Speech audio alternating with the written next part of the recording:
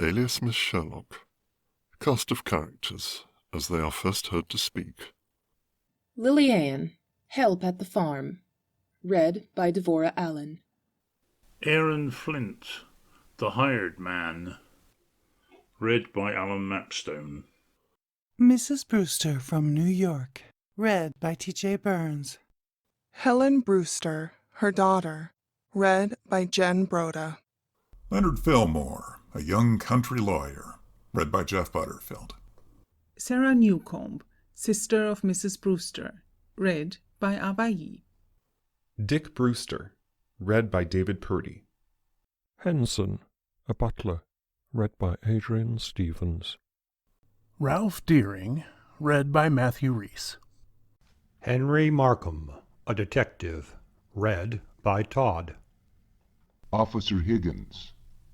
Read by Wayne Cook. Delphine. Read by J. Green V.O. Stage directions read by Michael Maggs. Synopsis. Act 1. Yard of Miss Newcomb's farm, Brookville, New York, on an afternoon late in August. Act 2. The home of Mrs. Brewster, New York City, 2 weeks later. Act 3.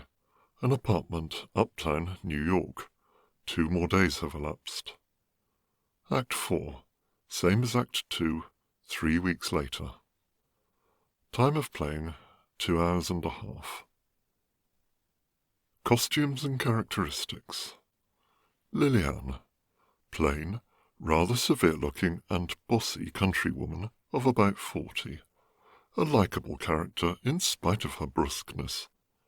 In first act, she wears calico or gingham dress with apron, regular farm hired girl get-up, not untidy nor too neat.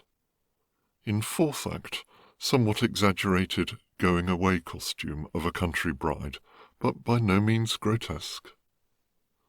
Aaron Flint, middle-aged farmhand, quaint and comical but not a caricature. In first act, baggy old trousers, dark shirt and suspenders, dusty boots or shoes, and large straw hat. Act 4, rather conspicuous new suit, hat, etc., with brightly polished new shoes. Mrs. Brewster, handsome, haughty woman of the society climber type, about 50 or 55, stately, with grey hair and attractive face. Elegant summer costume in first act. Afterwards, appropriate costumes, rich and attractive, with jewels, all a bit extravagant but still in good taste. Helen Brewster, a girl of about 25, cityfied, and of beauty and charm, reflecting to a degree her mother's pompous manner, but still capable of inspiring admiration and, eventually, confidence and sympathy. Dainty dress with hat and parasol in Act 1. Later, elegant house dresses.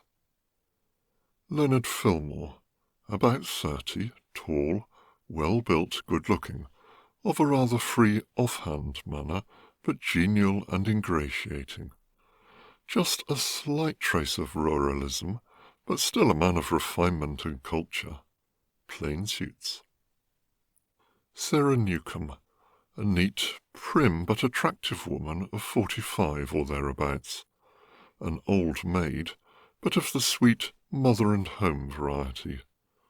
Not green, though ingenuous and just a bit countrified. In last 3 acts, on occasion assumes a bit more of greenness than is really natural to her. Act 1, plain summer dress. Acts 2, 3 and 4, a little more dressy, but plain and appropriate. Dick Brewster, a handsome, boyish young man of about 22. Shows some evidence of fast living, but should inspire sympathy, pity, and belief in his innocence. Act 1, suit in good city style, but with some signs of rough usage. Acts 2 and 3, same or similar, but neater.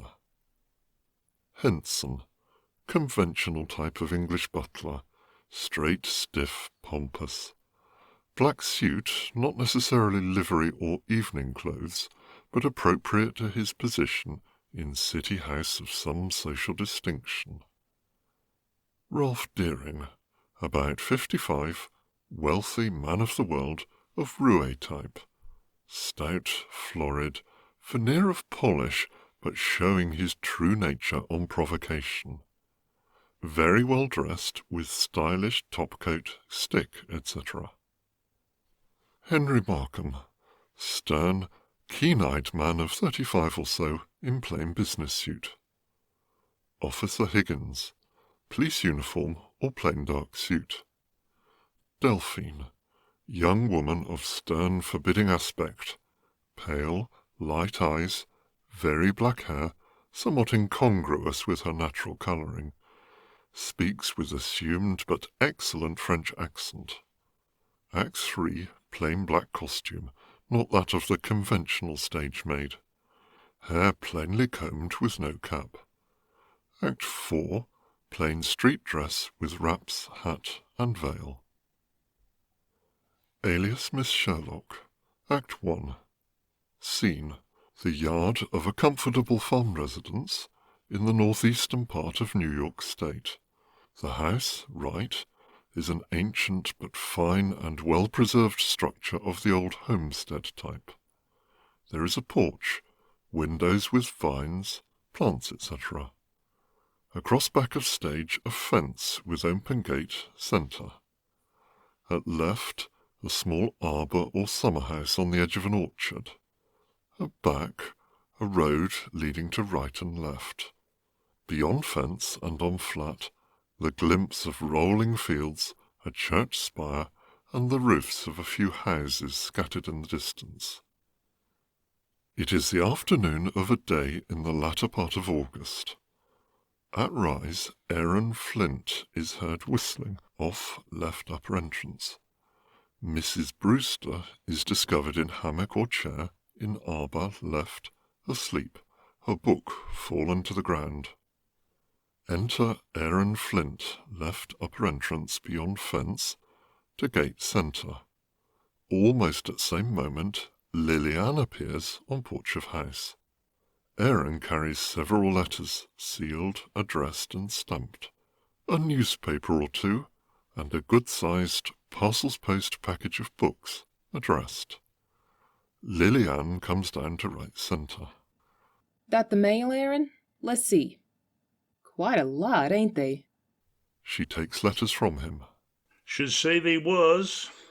Most all for Mrs. Brewster, though, and a letter for her daughter. Seems to me 'tain't nothing but them around here, one way or another. I wonder how much longer they're going to stay. Land, I don't know. Looks like we got 'em saddled on to us for life. Been here since June, and here 'tis most September. She is closely inspecting the letters. 'Tis a wonder to me Miss Newcomb don't get tired of boarding 'em for nothing, and having 'em putting on such airs and all, even if they are her own sister and niece. All fired cheeky, I call it. Well, you know her. Easy as all get out. Guess I'm the one to do most of the kicking when you come right down to it. All the extra work they make, with coffee took up to their rooms at 9 in the morning, luncheon, as they call it, about 1:30, and dinner, full meal, mind you, at 7 at night, when it's most time for sensible folks to be going to bed. Keeps me up all hours. I must say I'm getting pretty tired of it. I guess you be, and no wonder. But, as you say, Miss Newcomb's that easy she wouldn't say a word, even if they stayed till kingdom come. If there ever was a saint on earth, she's one. Well, even saints get imposed on. But I suppose being saints, it's up to them not to find any fault, even when it's rubbed in. For my part, I think even a saint ought to have a little gumption. That's more books for her. Yep. Some more of them Sherlock Holmes deteckative stories she's always reading, I reckon. Must be 4 or 5 here from the heft of the bundle. Well, it beats all the amount of that trash she does read. Them terrible yarns all about murders and mysteries. Land, I should think she'd be so full of murder clues and everything that she couldn't sleep nights.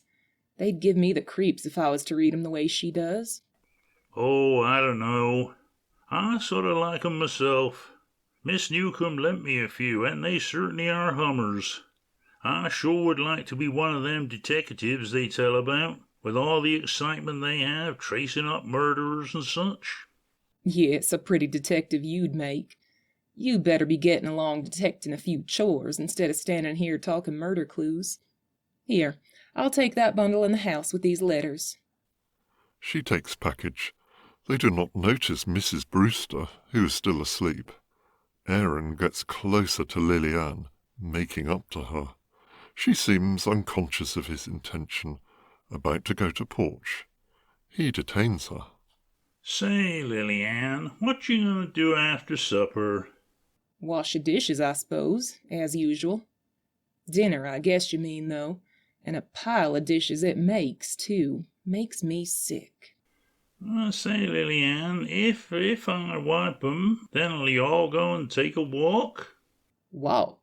Land, I feel more like walking a bed than anywheres else once I get through. What do I want to take a walk for? Well, I thought maybe you and me just go for a little stroll, if you like, seeing as it's moonlight and all. Any rate, looks like it's going to be a nice evening. I declare, Aaron Flint, you're old enough to have more sense. Getting sentimental at your age. How many times have I told you? Well, you know the old saying, them that loves last loves best. So I guess it ain't too late for you and me. He attempts to kiss her. She gives him a playful slap and starts to go up steps. Mrs. Brewster wakes up and sees them. They pause, turning as she speaks. Mrs. Brewster, rising, coming towards centre. Perhaps when you have finished your most unbecoming behavior, you will inform me whether any of those letters are for me? Aaron, with an awkward bow of apology. Yes, ma'am, several of 'em. Lily-Ann, looking over letters, quite unperturbed. I guess some of these are for you if your name's Miss Brewster. Holds out letters. Exit Aaron, left upper exit. Mrs. Brewster, as she takes letters. Thanks. They look mostly like bills, ma'am, seems to me. You are entirely too familiar for a servant. I shall speak to my sister about it. Huh. I ain't afraid of anything you'll say to Miss Newcomb about me. I guess I ain't lived with her the past 14 years without her knowing me well enough to not let anything you could say count, even if you are her own sister, and from the city. I should think, the way you've been staying here all summer, you and your daughter, and been waited on and everything without paying a cent for it, that you wouldn't have so very much to say. That's my opinion, if I was to express it. Lily-Ann is on porch in a huff. Mrs. Brewster has crossed back to left near seat, almost overcome by her indignation. Oh, this is more than I can be expected to stand. Well, then you can sit down to it. There's a seat right behind you. Mrs. Brewster sinks into chair, apparently about to faint. Lily-Ann disdains her. Enter, right upper entrance, Helen Brewster and Leonard Fillmore. She carries a parasol and a bunch of wild flowers. Leonard stays up by gate. Helen coming down. Why, Mother, what's the matter? Are you ill? Goes to Mrs. Brewster. I have been insulted by that person there. Indicating Lily-Ann. Leonard looks at Lily-Ann with a knowing smile. Land, I ain't hurt her any. Just saying a few things to ease my mind. I guess she'll live through it. Exit Lily-Ann to house with a toss of her head and an indignant sniff. Leonard Fillmore coming down to right centre. You mustn't take Lily-Ann too seriously, Mrs. Brewster. She's a privileged character around here, you know. I should say she is. It's insufferable the way my sister permits that woman to domineer and make herself so offensive. I shall have her dismissed. Well, I'm inclined to think even you couldn't have that done, Mrs. Brewster. I'm sorry if she's been rude, and I'll speak to Miss Newcomb about it, but, well, I imagine it would be about as easy to dismiss the pump or the barn as Lily-Ann. The farm wouldn't be complete without her.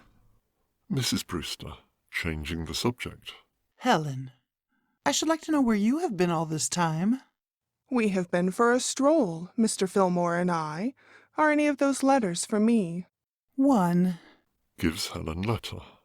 I am afraid it was largely my fault. I believe I inveigled Miss Brewster into walking rather farther than she otherwise would have done. Indeed.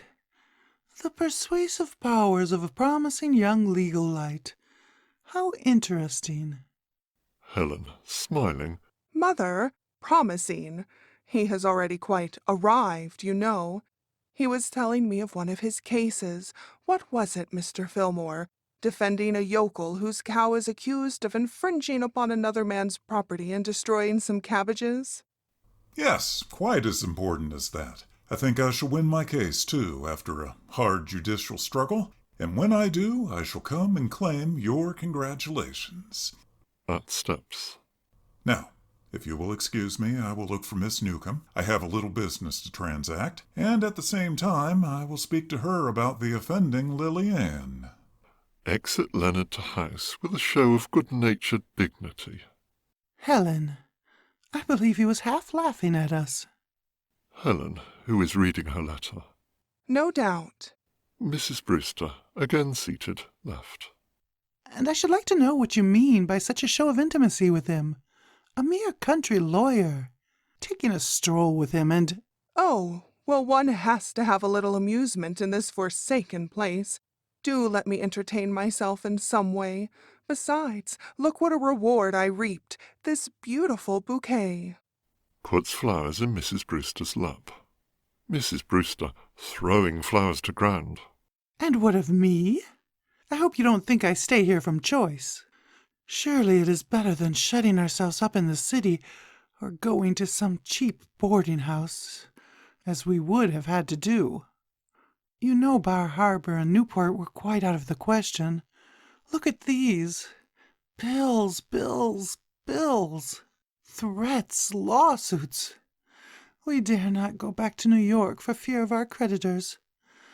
I don't know what is to become of us. We can't stay and live on Aunt Sarah much longer, that's certain. It is becoming unbearable. If only we could have kept up appearances one more season, you might have... well, something might have turned up. Helen, she has gone up by gate, now comes down. I suppose you mean I might have sold myself, or you might have sold me. Why not say it? I am in the market for the highest bidder. Even you are not beyond possibilities. Helen, how can you say such things to me, your own mother? I'm sure I have enough to bear without that.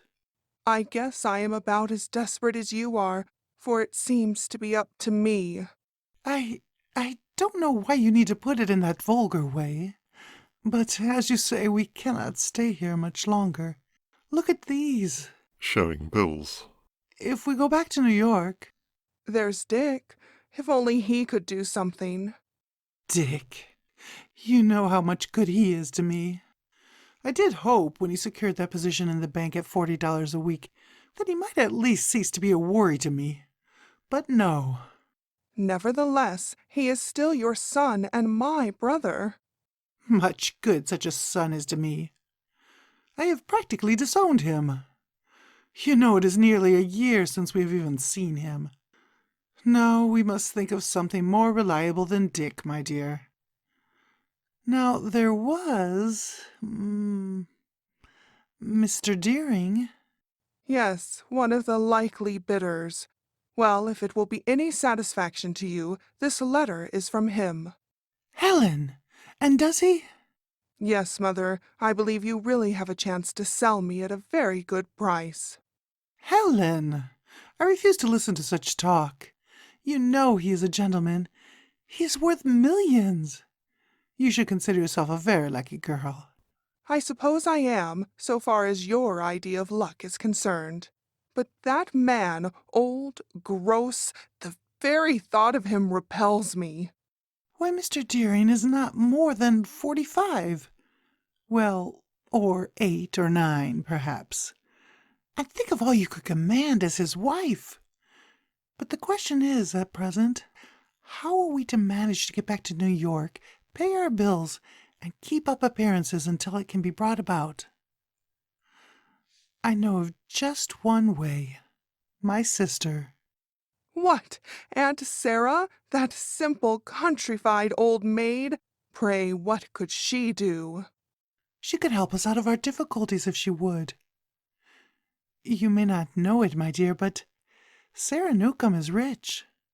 At least, she must have a great deal of money. When our father died, Sarah and I came in for everything he had. He had run this farm for many years, and his father had before him, and had made money which he invested and increased. When he made his will, I chose cash and in time received $10,000. Sarah kept the farm as her share, and has rusticated here ever since.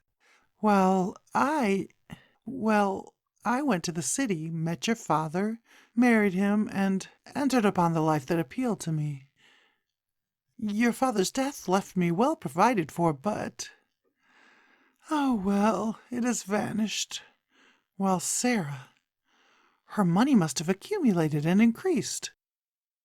So you see, my dear, she is rich. Well, I must say, it is the last thing I ever would have thought of. But even so, do you think you could manage it? Or her? It would have to be carefully done, of course. By the way, that Mr. Fillmore is her legal adviser, I believe. He has charge of all her affairs. He'd know just how much she is worth, and she would accept his advice. Perhaps, after all, you'd better be a bit nice to him. You want me to pump him, to exert an insidious influence, as it were? Oh, very well, leave it to me. He's rather too nice a fellow to be made a fool of, even if I can do it. But, as you say, something must be done. Anything is better than the poorhouse and oblivion. And in the meantime, don't forget that it would be good policy to keep on the right side of all these people, to make as good an impression as possible. Oh yes, we may as well begin to do the thing upright, even if it is rather late in the day. Helen, sometimes you shock me by your absolute vulgarity. Please do not use such expressions. We shall do nothing dishonorable. I hope not, but I must say, the very idea is repellent to me. I wish it were well over. Enter Lilian from house to porch, her hands rolled up in apron. Say, Miss Newcomb wants to know what you think you'd like to have for supper. Or dinner, I suppose you'd call it. It's very kind of you to consult us, isn't it, Helen?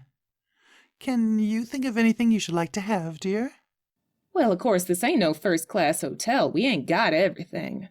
I'm sure anything Aunt Sarah is kind enough to provide will be most acceptable. Yes, of course. Land, you're getting mighty unparticular all of a sudden, seems to me. Well, how would a good boiled dinner do you? I'm afraid I don't know just what you mean. Huh, I guess you know what a boiled dinner is, all right. Used to live here on the farm yourself till you went away to boarding school and got in with city folks and their high notions. I guess you've ate boiled dinners before now. Indeed. But I never lived on the farm, you know, Lilian, so perhaps you will inform me just what a boiled dinner is. Something boiled, of course. Sure. Cabbage, turnips, potatoes, and so forth. Boiled in with a nice hunk of salt pork, part lean. It just touches a spot with us, but, well, Miss Newcomb ain't let me have one all summer, thinking it wouldn't be stylish enough for you. But I guess you'd manage to eat it. I am sure it sounds quite alluring. Well, it sounds good and filling, anyhow. Squash pie goes fine with it, and as I said to Miss Newcomb, if they don't like it, let 'em go without. 'T any rate, it's what we're going to have, 'cause I got it over. Mrs. Brewster, as if unable to control herself, has gone up by gate, is looking off left. Helen shrugs her shoulders good-naturedly. Lilian goes to the door, meeting Leonard, who enters from house. He passes her and comes down to right centre. Exit Lilian to house. Leonard, looking back at Lilian. I hope she hasn't been letting out again. I tried to get here in time to ward her off, but was talking to Miss Newcomb. We have been ordering our dinner, that's all. It's to be a boiled one. Quite a feast, I believe. Yes, indeed. You have a treat in store. One of Lily Ann's boiled dinners and squash pie for dessert, I hope? Yes, I believe that is to be a part of the banquet. Going partway up centre. Mother, aren't you going to take a little nap in preparation for such a gastronomical— Smiling to Leonard. Is that a good word? Feast? No, I napped quite sufficiently this afternoon, while you and Mr. Fillmore were taking a stroll and picking wildflowers, I believe. Leonard has crossed to left, notices the flowers on ground, now glances rather ruefully at them. I wish to go in and see Miss Newcomb, if you can spare me for a few moments. Oh, yes, certainly. Perhaps we will go in the orchard for a little while. I just love those early red apples. Mrs. Brewster, on steps, about to go in house. But, my dear, just before dinner? And such a dinner. Don't worry, only a nibble, you know. Ah, very well. Then I will leave her in your care, Mr. Fillmore. Thanks. Trust me. Helen, going left. Will you come? Ask me. I do, but beware, I might tempt you. With an apple, you know. Oh, what a willing atom am I. They are about to go out left. He surrenders to her mood. The poor Adam had only an apple to tempt him, while I see a peach. Oh, Mr. Fillmore, is that worthy of you? A lawyer, too. Mrs. Brewster has stood on steps or porch, watching them with a crafty smile. As they exeunt left, she turns and is about to go into house, but meets Sarah and comes back to centre. Enter Sarah Newcomb from house, down steps to right centre. Oh, here you are, Em. I was looking for you. Lily Ann tells me you have ordered a boiled dinner. I hope your headache is better, or I am afraid— It is, thank you. But I ordered nothing.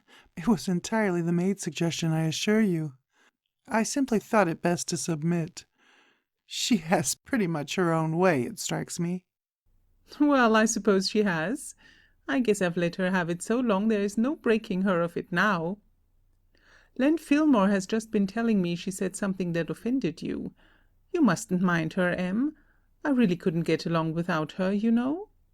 I'm willing to overlook a great deal, Sarah, but she actually had the presumption to insinuate that Helen and I are imposing upon you by remaining here, as if you, my own dear sister—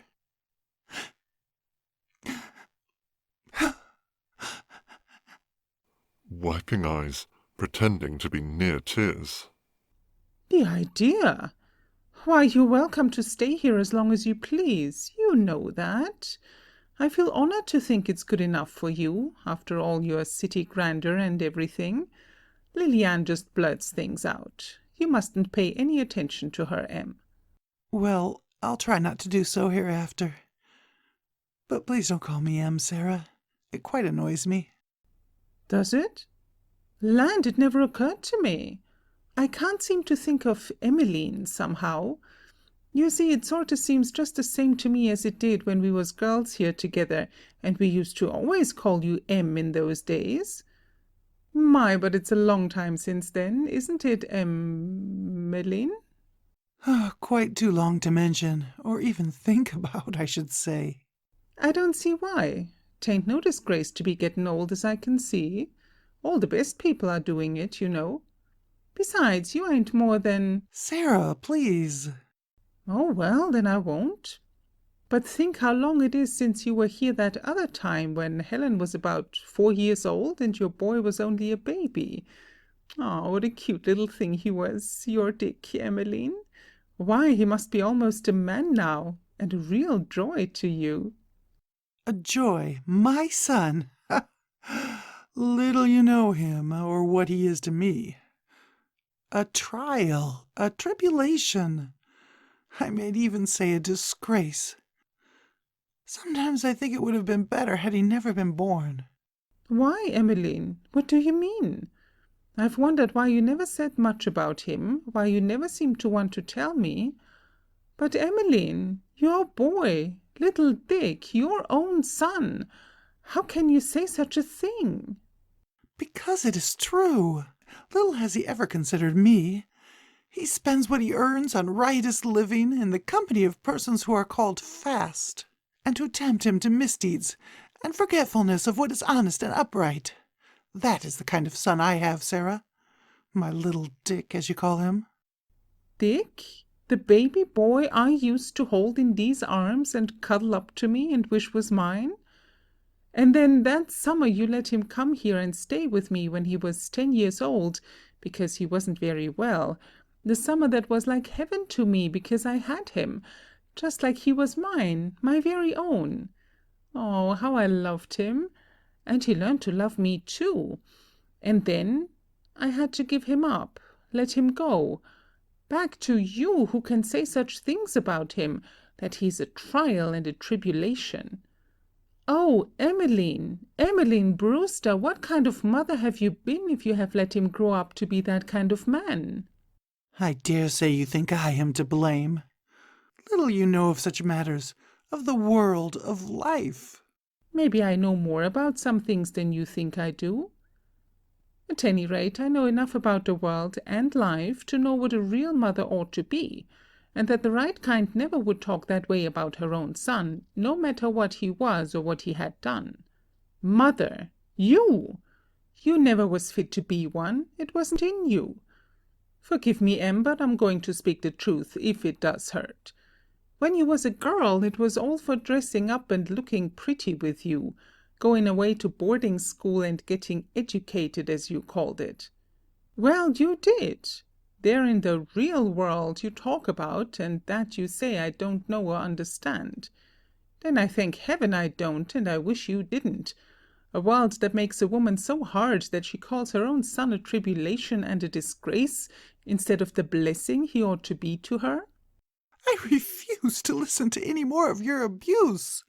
Even my own sister has no right to say such things to me. She crosses to exit left, but Sarah bars her way. She pauses. I guess you'll have to listen, Emmeline, for I'm going to say what I've got to say. I've had it on my mind for some time, and I might as well let it out right now. I thought it was bad enough the way you've let your girl grow up to be proud and vain, though I can see she has her soft side and might make a good woman if she had a chance. But when you talk that way about your boy, about Dick, who was so sweet and cunning when he was a baby, and such a manly little fellow when he was only 10 years old, why, that's more than I can listen to and not say something. Oh, Emmeline, why wasn't he my boy? Why was he given to you that doesn't care for him, instead of to me who has wanted him and could have been a real mother to him, and loved and protected him, and helped him to be a good, true man, instead of what you say he is? It's me that has had the mother feeling in me all these years, instead of you, though I'm nothing but a poor little old maid with a soul that has starved for what you have neglected and thrown away. Mrs. Brewster has listened, at first disdainfully, even angrily, then in a gradually somewhat softened mood. She now shows some tenderness for her sister, though still obviously thinking of herself and her own advantage. I am sorry, Sarah, if you have missed what you think would have been your happiness. But my life has been one that you could not understand. You have no right to upbraid me. Perhaps you have fared better than I have after all. You at least have a home to shelter you, enough to live in comfort, even luxury, if you wished, the remainder of your life, while I am at the end of my resources. Unless you help me, I see nothing but ruin, despair ahead. Why, Emmeline, what do you mean? I thought you had a grand home. Everything. We have been trying to keep up appearances, Helen and I. She has prospects of marrying a very rich man, if we can manage to go back and resume our accustomed way of living for another season at least. But unless you can help me, Everything I have must go. House, furniture, all. A few $1,000s, which I feel sure you can spare. A few $1,000s? Land, I never saw more than a $20 bill all at one time in my life, as I know of. It was you had the money after father died. If you used it up and got in debt, why, it seems to me that's your fault, not mine. Oh, Sarah, I didn't think you could be so hard. So you refuse to help me? You would let me starve? Your own sister? Well, I guess you won't need to do that as long as I have a home and plenty for you too.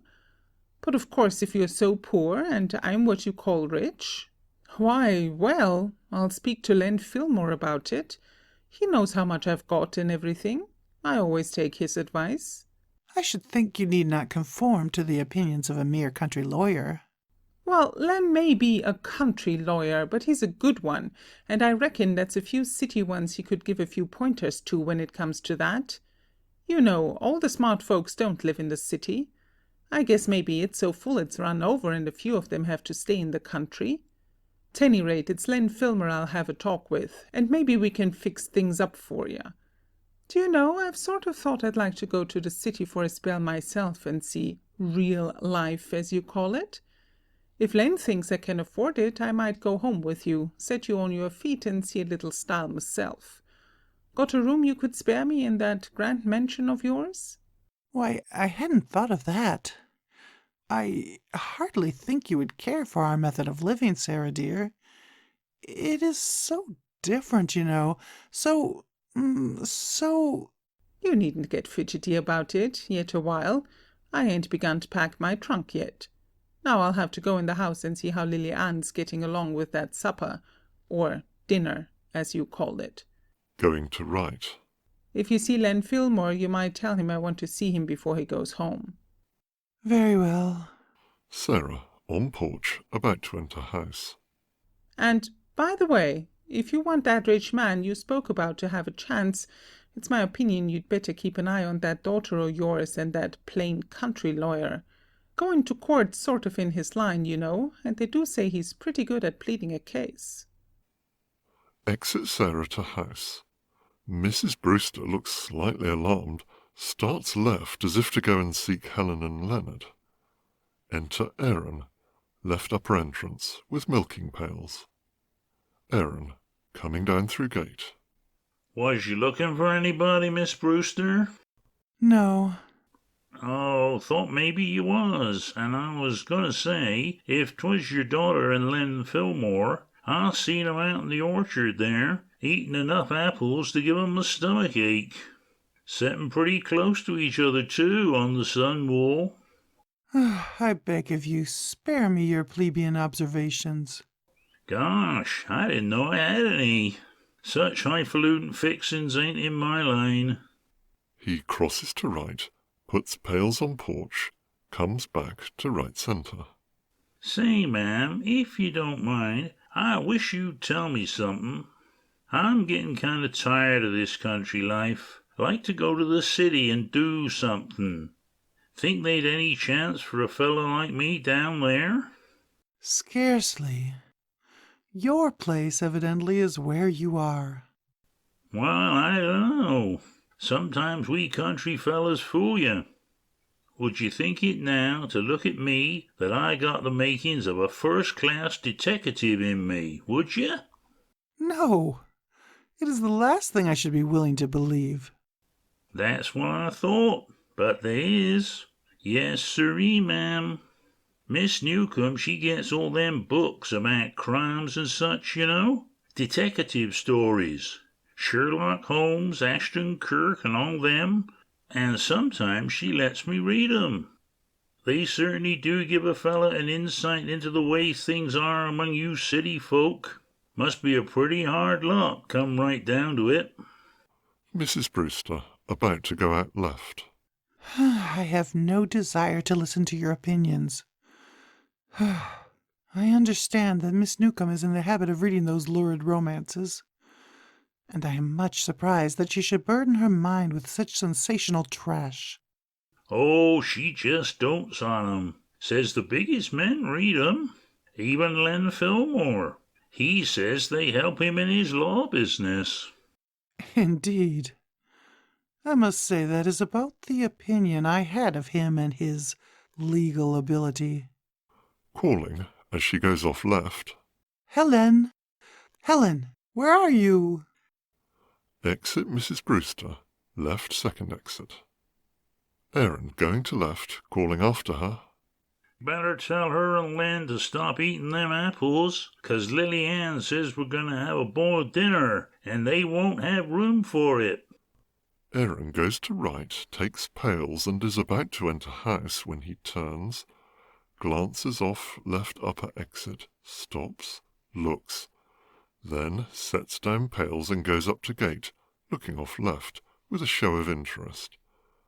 Hurries off left upper exit, and after a pause, re-enters, leading Dick Brewster by the arm. Dick is dusty, pale, and almost exhausted. Who be you? What do you want? Leads Dick left to seat. Dick sinks down. Aaron regards him suspiciously. Why don't you speak? You sick? No, only tired. About played out. I've walked a long distance, and I haven't had anything to eat since last night. You ain't? Gosh, I should think you would be weak. You don't look just like a tramp. Dick, with some spirit. I'm not. You needn't think I'm anything like that. Is this where Miss Newcomb lives? Why, yes, this is her place. You don't want to see her, do you? I want to know if Mrs. Brewster is here. Mrs. Brewster and Miss Brewster. Oh, you know them, do you? Yes, they're right here. I should say they be. Have been since I don't know when, and it looks like they're going to keep right on being. I want to see Mrs. Brewster. Right away. Will you tell her, please? Why, yes, I guess so. Looks off left. She's out in the orchard there with her daughter and Lem Fillmore. I see 'em coming now. Dick, rising, almost tottering, starting to go right. I don't want to see anybody else. Just Mrs. Brewster. Or Helen.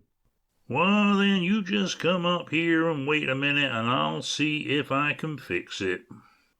Aaron assists Dick off right beyond house, then returns. Stay right there till I tell you. Enter Helen and Leonard, left second entrance. Helen, laughing, evidently forgetting herself for the moment and acting with a natural manner of good humour. I'm afraid we're in for it. At least I am, for a good scolding. I must have eaten at least half a dozen of those apples. It's all your fault. Oh, say, come now. That's reversing scripture and will never do. The woman did tempt me, you know. Nothing of the sort. It was the man who did the tempting this time. All the better, since you yielded. I didn't know I had the power. Thanks for the compliment. You might be welcome, had I intended to pay you one, but I didn't. Alas, poor Adam. He's bound to get the worst of it. Thus does he have another fall, from the heights of expectation to the depths of despair. My, what an ancient joke, going back to the first pear. And the first apple. Oh, worse and worse. Enter Mrs. Brewster, left second entrance, crossing to right. Helen, I'm going to my room, and you'd better come too.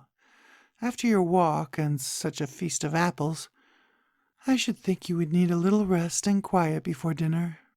Very well, Mother. I'll come right in. Helen crosses to right. Leonard goes up centre. And I think I'll say good afternoon. By the way, Mr. Fillmore, Miss Newcomb wished me to inform you that she would like to see you again for a moment before you leave. Thanks. Then I'll wait. Exit Mrs. Brewster to house. Yes, you'd better. You might get invited to stay and have some of that biled dinner, you know.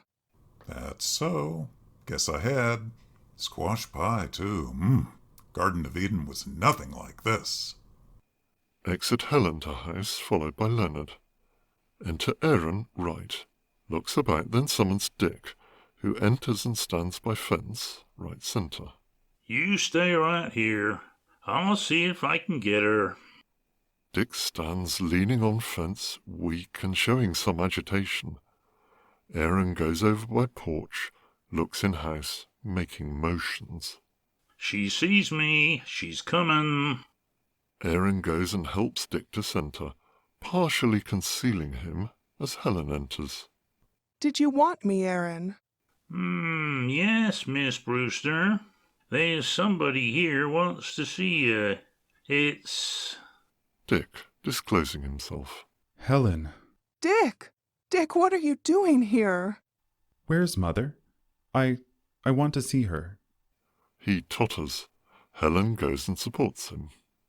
But Dick, how did you happen to come here? We didn't expect you. You are ill. Is anything the matter? Yes, lots is the matter. I'm in trouble, Helen. He looks about, as if not wishing to speak before Aaron. Helen motions to Aaron, who nods and exits right beyond house, taking pails. There, we are alone now.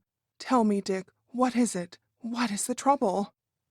She has assisted him to seat left. He sits. She stands by him, showing more surprise than tenderness, but is not wholly without sympathy.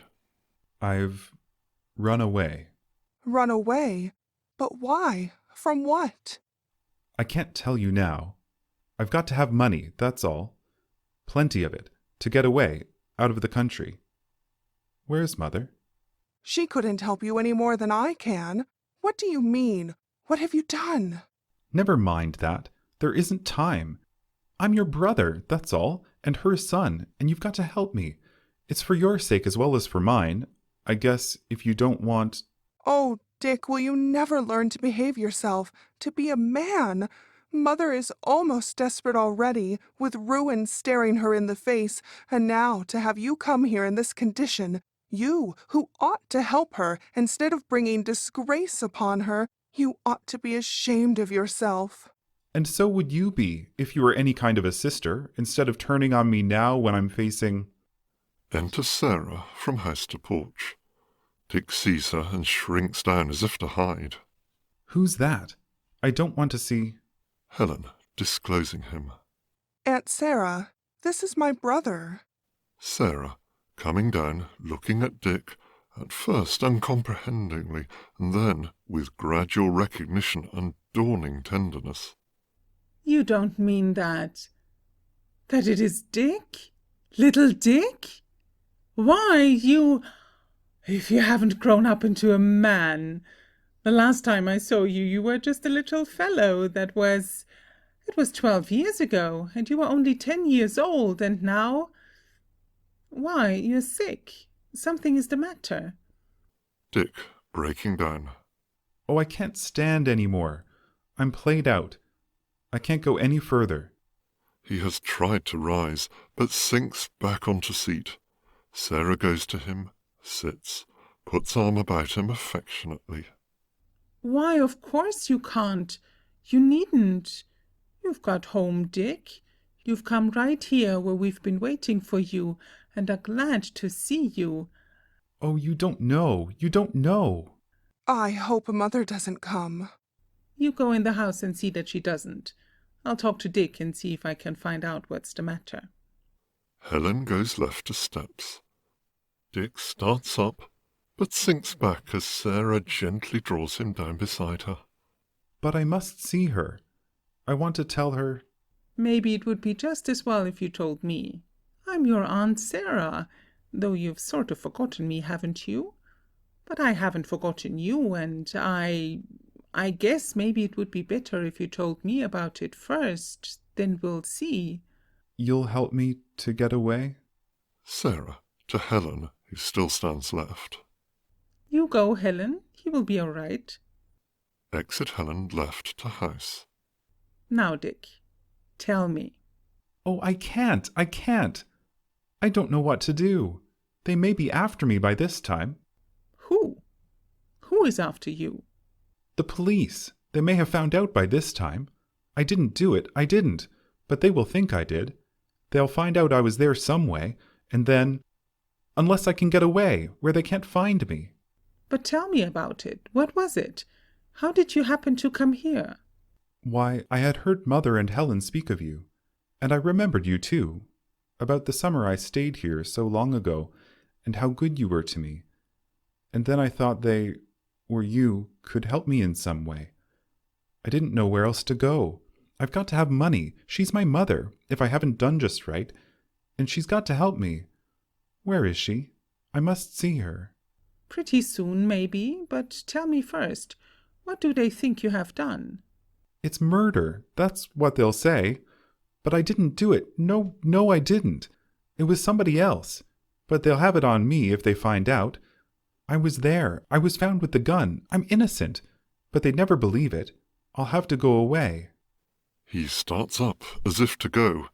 Sarah again detains him. But how? Where was it? When? Never mind. Let me go. It may be too late. They may have followed me. Where can I go? You can't go anywhere. You're in no condition. You'll have to stay right here till we can fix you up and decide what to do. What I want now is for you to tell me all about it. Just what happened, what you had to do with it, and everything. And, if it's possible, I'll help you. You will? You'll give me money to get away?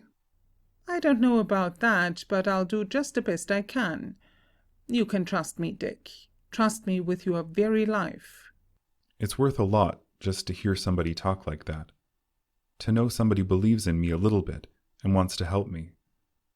It's an old story, the way I've been made a fool of by a woman. But I loved her, trusted her. I thought she was as good as she was beautiful. She thought I was a rich man's son. That was all she cared. And then, when she found out I was spending every cent I had just to buy her flowers and suppers, and then she tried to throw me over. That made me desperate, and one night, 3 nights ago, I insisted on going home with her. She tried to get rid of me, but I went, and when we got there, she told me she had no more use for me, that I wasn't worth bothering with. Then I threatened her, I'll admit that, though I didn't really mean it. I only thought perhaps I could make her change her mind. Then another man came, a really rich one, I suppose, and she told me to get out. I wouldn't, so she made me go in another room, behind some curtains. She was afraid he'd be jealous, too. And when he came in, he suspected there was somebody else there, and they had a row. I stood looking through the curtains, watching them, and all of a sudden... Yes, then, all of a sudden? There was a shot, and Laura, Miss Navarre, fell, dead. Dead? She was killed? But who did it? Dick, not... No, you needn't think I did it. I didn't. I don't know who did. All I know is that I was alone there in that room behind those curtains, and that it was dark in there, so that I couldn't see. And I didn't hear anyone, but a hand reached over my shoulder there in the dark and fired that shot. Did you see the hand? No, but I felt something for an instant. It just seemed to touch my shoulder. That was all. But there must have been somebody else there, in that room. Yes, when I went in. But I didn't see anyone, as there was no light in there. They must have been waiting there all the time. For her. And after that shot was fired, what did you do? Why, at first I just stood there. For a minute. I was so frightened and dazed. But that other man that was there with her, what did he do? I just caught a glimpse of him, kneeling down by her. He held her up a little. And just then, Miss Navarre's maid rushed in from the hall, came across and threw apart the curtains where I was, and there on the floor, just by my feet, was the gun. She picked it up, stared at me, and cried, "You have killed her." And the man? I didn't notice. I don't remember. All I know is that the maid went to the telephone, to call up the police, I suppose, and before they could stop me, I rushed out and got away. Then I came here. It was all I could do, and... Oh, you don't think I did it? You don't believe I'm a murderer? You're my aunt, my mother's own sister. You won't let them hang me? No, no, Dick. I want to believe you. I want to help you if you are innocent, and I can. You are the same as my own boy. I want to save you. Look at me, Dick. Look me straight in the face and tell me, God seeing you and hearing every word you say, that you didn't kill that woman. You don't know who did. Can you do that, Dick? Yes, I can. I do. He straightens up, and with a clear, candid expression, finding sudden courage and determination, looks her squarely in the eyes, and, in slightly wavering but honest, convincing tones, speaks. I swear to you, I didn't kill that woman. I don't know who did. As I hope for eternal salvation, so help me God, I am innocent. Sarah stands motionless for a moment, one hand on each of Dick's shoulders, looking searchingly into his eyes, her face showing infinite tenderness and pity. His gaze never falters. After an eloquent pause, she suddenly clasps him in her arms, holding him closely. He buries his face against her shoulder, sobbing gently. Act 2. Scene: parlour or reception room in the New York residence of Mrs. Brewster, handsomely furnished. An alcove or hallway across left upper entrance shows staircase and leads to front door off left.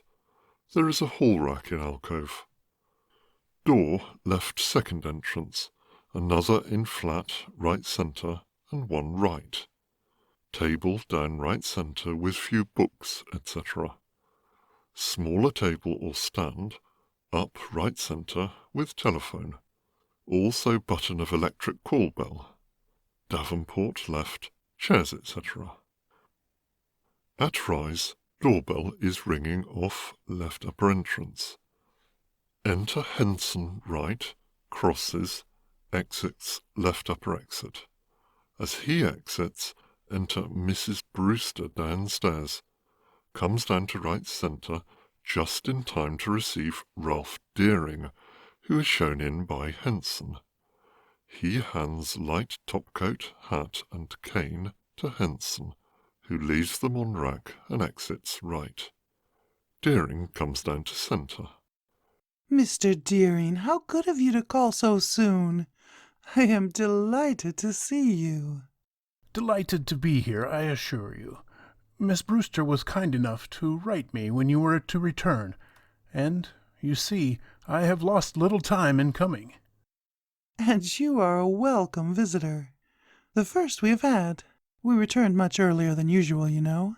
I had some business to attend to, and, well, we were satiated with rural felicity. For we were quite in the country, you know. On a farm, in fact. Quite a change, I should imagine, from former seasons. They are seated. Decidedly. But just what we required after a strenuous social season, and very beneficial to both Helen and myself. Neither of us felt equal to Bar Harbor or Newport. And they have become such an old story summer after summer, so I thought it an excellent opportunity to visit my sister back at our old home. Oh yes, a decided change. Quite the thing, however, you know, for tired nerves and all that.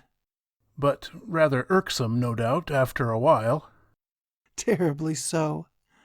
But then it was years since I had seen my sister, and I felt guilty, having so long neglected her. So I summoned courage to go and make her a little visit. It did her so much good, dear soul. I felt fully rewarded. I have brought her home with me. Ah, for a little glimpse of city life, I suppose. Yes, her first. I had quite a task persuading her to come. She has always been such a homebody. Formally resisted all my importunities to come and stay with me. Of course, she is quite out of her element here. Not that she is not a dear, but such a little country mouse. So shy. I'm sure you understand. She rises. He does the same. I will call Helen. She will be delighted to see you. Goes up, presses button. You think so? I'm sure of it. Enter Henson, right. Henson, inform Miss Brewster that Mr. Deering is here. You will find her in her room. Exit Henson, left upper exit, up the stairs. I think you understand what my feelings are toward your daughter, Mrs. Brewster. At least, I hope you will not be displeased if I tell you that it is my desire to make her my wife. Nothing could give me greater happiness. To be sure of my dear child's future in your care, it would indeed be a blessing. The greater share would be bestowed upon me, I am sure. But may I hope that Miss Brewster, Helen... You will meet with no discouragement in that direction, I am sure. She pauses as she sees Helen, who comes downstairs. Deering also sees her, goes partway up centre to meet her. Helen comes down, greets him with politeness but little show of warmth. Miss Brewster, it has been a long time. Henson comes downstairs, exits right. How do you do, Mr. Deering? It is very kind of you to call so soon after our return. I was only too glad to have the opportunity. In fact, I came up from my country place expressly for the purpose of being the first to welcome you. How very, very kind of you, was it not, Helen? Most kind, I am sure. Mrs. Brewster, who has gone upright. I hope you will stay to dinner, Mr. Deering, and take such as we can offer you. Things are not wholly in running order yet, but... Thank you, but I scarcely think I shall be able to do so today. May I not hope to come again soon? Indeed, yes. Only let us know. And now, if you will excuse me... He assents. She exits right. I hear you had a very quiet summer, Miss Brewster. Quite in the midst of rural felicity. Oh, that is what Mother calls it, is it? I am afraid she would speak in less poetic terms if she were to express her real opinion. We were unutterably bored. I thought it would never end. I think I understand. You were not in the right setting there, you who were made for big places, for brilliant crowds, regal surroundings, where you can reign as queen. Helen, smiling, with a lift of her eyebrows. Dear me, who is getting poetic now? You honor me too much. No, I could not do that. He gets close to her, speaking with a warmth of feeling which repels her, though she means to encourage him. In spite of herself, however, slightly drawing away. You know my feelings for you. This is not the first time I have tried to express them. Miss Brewster, Helen, tell me I don't hope in vain, that I may make you the happiest woman in the world. That is a pretty big order. Do you think you could fill it? Only let me try. I can give you all that a woman can wish. A beautiful home, gorgeous clothes, jewels. You shall have everything that money can buy. You shall lead them all, have what you will, do what you choose. I am afraid it takes more than all that to make a woman happy, Mr. Deering. Some women. But devotion, love, all my heart. And isn't that what you would expect in return? Love, devotion, and if I could not give them? You could give yourself, your radiant, beautiful self. That is what I want, you. You. He is about to take her in his arms. She shows at first some shrinking, but makes an effort to yield. Is about to do so when the doorbell rings. This gives her the opportunity to turn from him. He is compelled to release her with some annoyance. Enter Henson right. Crosses, exits left upper exit. Will you go in the library? I will join you there. Deering, again approaching her, but she goes part way up centre. He desists, goes right. Very well. I will wait for you there, anxiously. Don't be long. No, I will come to you at once. Exit Deering right. Helen shudders slightly, with evident repulsion and relief in his absence. She is right centre. Enter Henson, left upper entrance. Mr. Fillmore. Helen's attitude changes. Her expression brightens, denoting pleasure, which she is unable to conceal. You may show him in, Henson. Exit Henson, left upper exit. Helen stands looking up left upper entrance expectantly.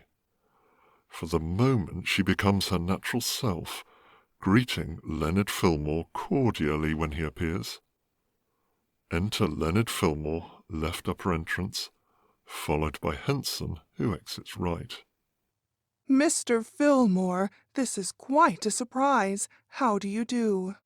Fine, thanks, and feeling better still now. Needn't ask how you are. You're looking scrumptious. My, all of that? Well, apples agree with me, you know. And biled dinners. Squash pie? Say, the farm lost all its charm after you left. Excuse me. I guess there's no law against paying a few compliments. I'm a lawyer, and I know, you see, if a fellow means 'em. With you and Miss Newcomb both gone, well, it was too much for me. One cannot imagine the farm without Aunt Sarah. How glad she will be to see you. I suppose she will. How is she? She's well, a bit homesick though, I fear, but brave, as I also try to be. But it's hard with all we have on our minds, and trying to keep it from Mother. So she doesn't know yet? No. I want to keep it from her as long as possible. She has enough to bear. Oh, Mr. Fillmore, what is going to happen? Do you think they will find my brother? Convict him? I cannot think of it. I dare not. We're going to do everything there is to be done for him, and I feel it in my bones. Everything will come out all right. Why, I don't see how fate itself could defeat such a spirit as your Aunt Sarah shows. She's just bound to save her boy, as she calls him, and in spite of all obstacles, I feel that she'll do it, and I mean to help. Just you leave it to us, and try to look on the bright side. I can't bear to see you worry. You are very kind. You do help me. You make me feel better. Do I? That's great. I'd like to feel better too, if you just say the word. I know I haven't the right to ask it, just a plain country lawyer like me, but you're not mad, are you? Mad? Why, of course not. How could I be? Besides, being poor is no disgrace. And as for plain, well, there might be two opinions about that. Leonard, impulsively forgetting himself. Miss... Helen? Helen, suddenly realizing that she is encouraging him too much, changing her mood, repulsing him, though not too pronouncedly. But Dick, you haven't told me. What about him? Where is he? That's right. We have no right to think of other things now. But you see, I sort of forgot, and... Why, he's here! I brought him with me. Here? Yes, we stayed there in Brookville nearly a week, after you all left, and then I decided the only thing to do was to bring him here, have him give himself up, and stand the chances. Miss Newcomb thought so, too. But if they convict him... Well, there doesn't seem to be much use running away. He wants to, thinks they'd never find him, but they always do, and it would be all the worse when they did. They'd hold it against him that he was afraid. Afraid? Of course he's afraid. So am I. Afraid of the horror, the disgrace. Oh, it seems too terrible to be true. How can I ever bear it? Oh, say now, don't give way like that. I can't bear to see you, Helen, looking left upper entrance. Is he there? Yes, your man remembered him, it seems. Henson? Yes, he has been with us for years. And he's keeping him out there for the present. Do you want to see him? No, not yet. I can't. I have a caller. He is waiting for me in the library. Oh, a he caller. Yes, and a very important he. So I ask you to excuse me. I will have Henson tell Aunt Sarah you are here.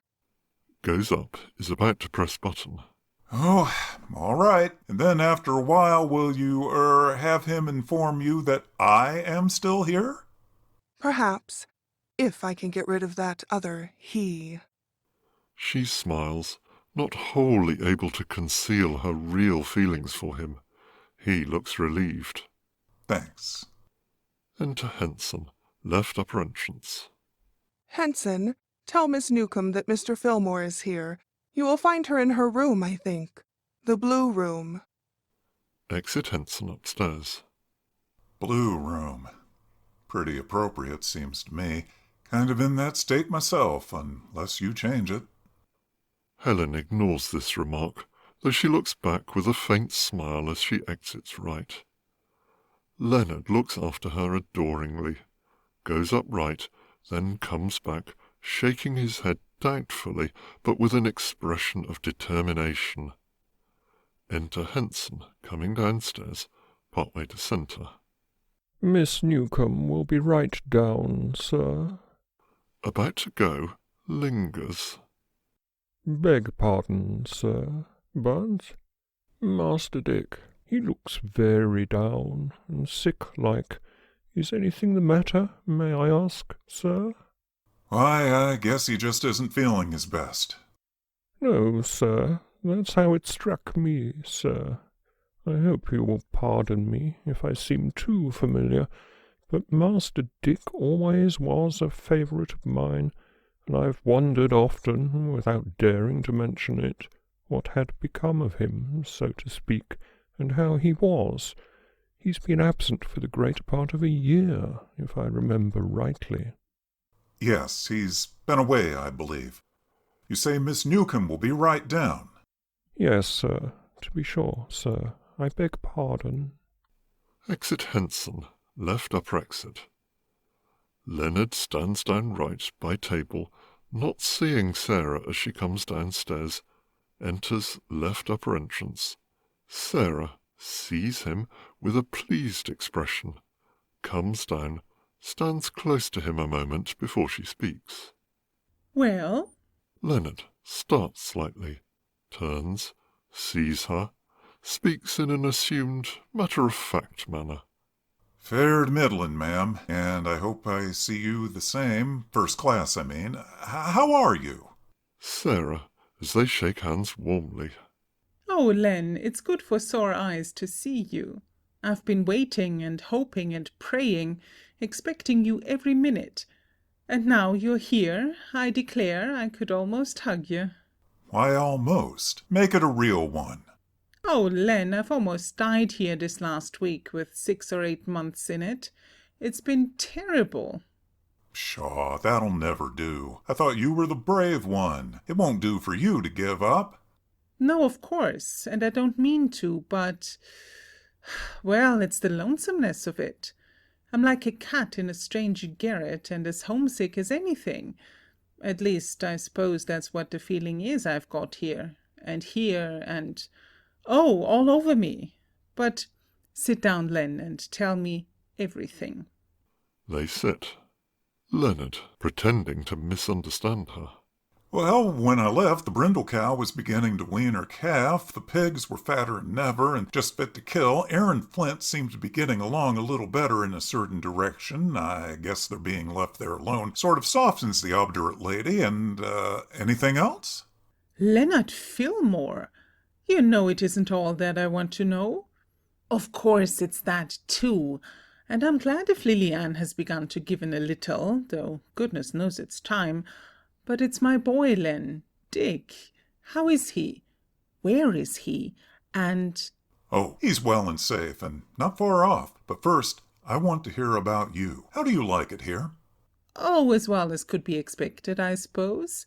Me in this highfalutin place. But I've wished I was back home every minute.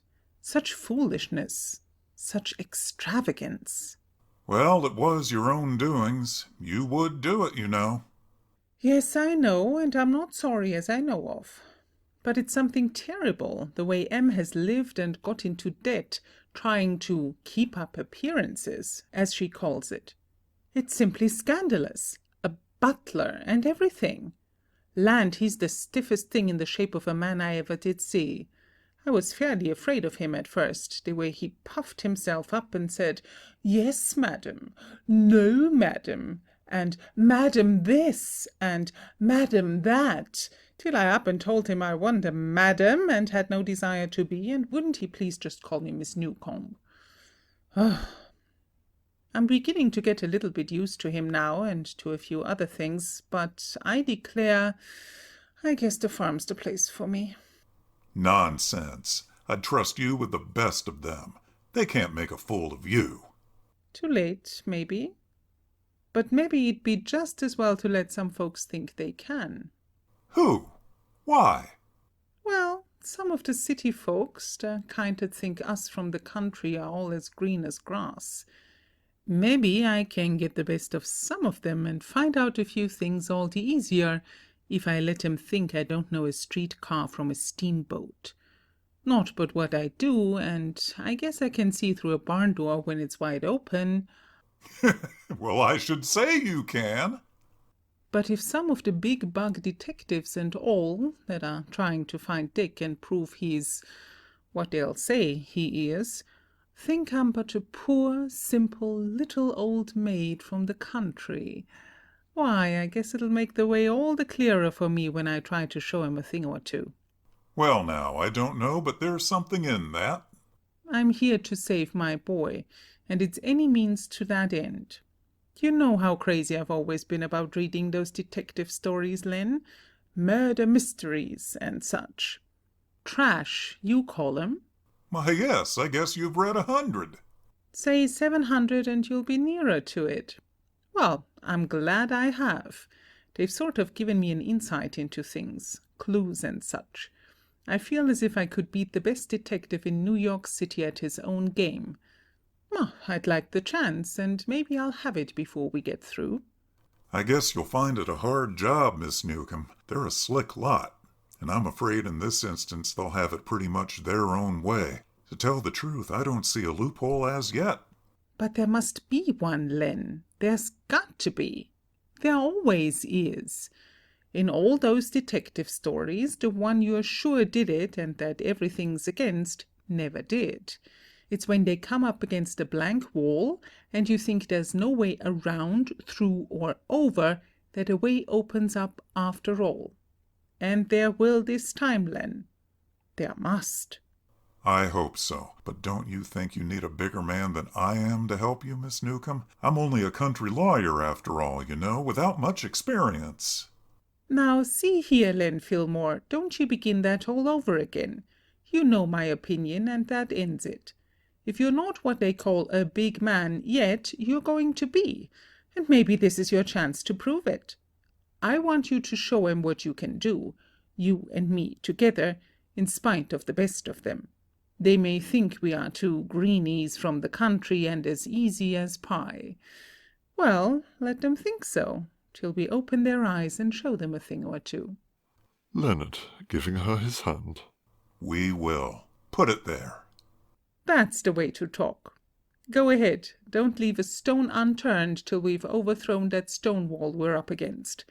I'm back of you with all I've got, to my last cent, all I can beg, borrow, or... I was going to say steal, and I don't know, but I'd do even that to save Dick. But where is he? Can't I see him? Sure, he's right here. Here? In this house? And you haven't told me all this time? Going up, looking off left upper entrance, excited. Where is he? I want to see him. And so you shall. But I want to be sure his mother doesn't know he is here. Helen, Miss Brewster, thinks it best for her not to know about it yet. There is no danger. She's gone to her room and won't come down till dinner's ready, probably. Where's Helen? Have you seen her? Why, she just went in what they call the library to see a caller. A he one. Oh, I suppose it's that rich Mr. Deering her mother's trying to catch for her. She can't endure him, and I know it, since she saw a certain other he I could mention. Miss Newcomb, You're on the wrong scent. There isn't a chance in the world for me. Ah, who said anything about you? I guess there's more than two he's in the world. At any rate, she ain't good enough for you. Vain, stuck-up thing. No, she isn't that. You wrong her.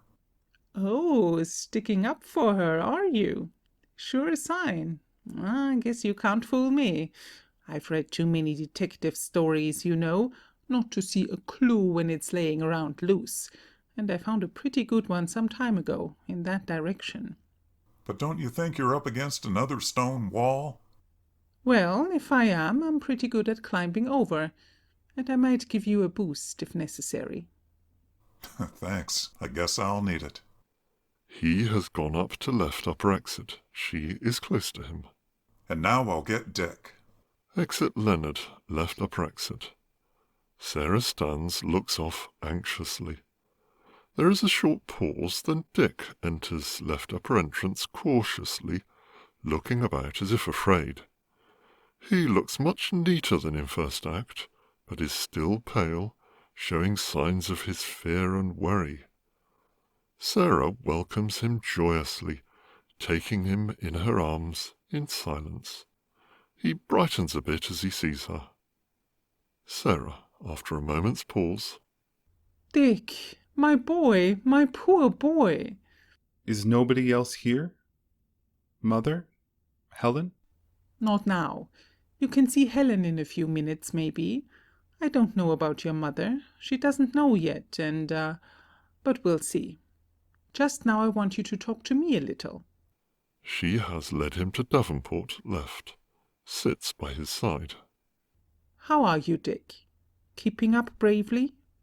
I'm trying to, Aunt Sarah, but it's hard. It's been almost more than I could stand. If it wasn't for you and Mr. Fillmore, I guess I'd end it all. I couldn't face it alone. I don't know as I can, anyway. There doesn't seem to be a chance for me, not a chance. Why, yes, there is, Dick. There's always a chance. I believe in you. So does he. And there's sure to be some way of proving your innocence. We're going to find it too, and save you. Aren't we, Len? Leonard has been standing right, not listening to them.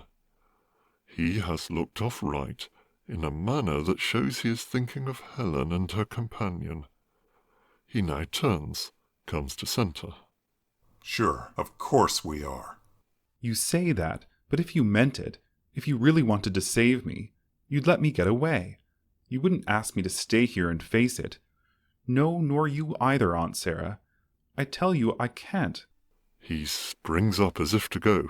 Sarah detains him. Dick, my boy. There, you'll be all right. You must listen to reason. Reason? Reason? You call it reason for me to stay here and give myself up? Without a chance in the world? I tell you they've got it on me. But if I don't give myself up, they'll never find me. They can't. They don't know my name, or anything. I'll be safe. If you'll only let me go away. Are you sure they don't? Any of them? No? No, of course they don't. Miss Navarre was the only one. The maid never saw me before, nor that man. I got away before anybody else came. I tell you they haven't got a chance in the world. Let me go. You will. You must. You don't want me to stay here and get hanged, for what I never did. You can't make me do that. You can't. He breaks down, sinking on couch and covering face with hands. Sarah sits by him, striving to comfort him. You're sure nobody knows that it was you in that woman's room when she was killed, not the man, nor the maid? No, neither of them ever saw me before. I used to meet Miss Navarre at the stage door and take her out to supper, but that night was the first time she ever let me go home with her. She didn't want to then, but I went. So you see, her maid never had seen me, and as for that man who was there, he was a perfect stranger to me. If that's so, why, the police haven't a thing to go by. No name, no picture, so long as neither of those two sees you. But would you want him to run away? If we believe him innocent, and that is his only chance, as it seems to be, I don't know but it would be the best thing for him to do. Yes, Of course it is. That's what I've been trying to tell you all along, only you wouldn't listen to me. If I go away somewhere, it'll be all right. But if they find out who I am and catch me, I tell you everything is dead against me unless you let me go away. You will, won't you?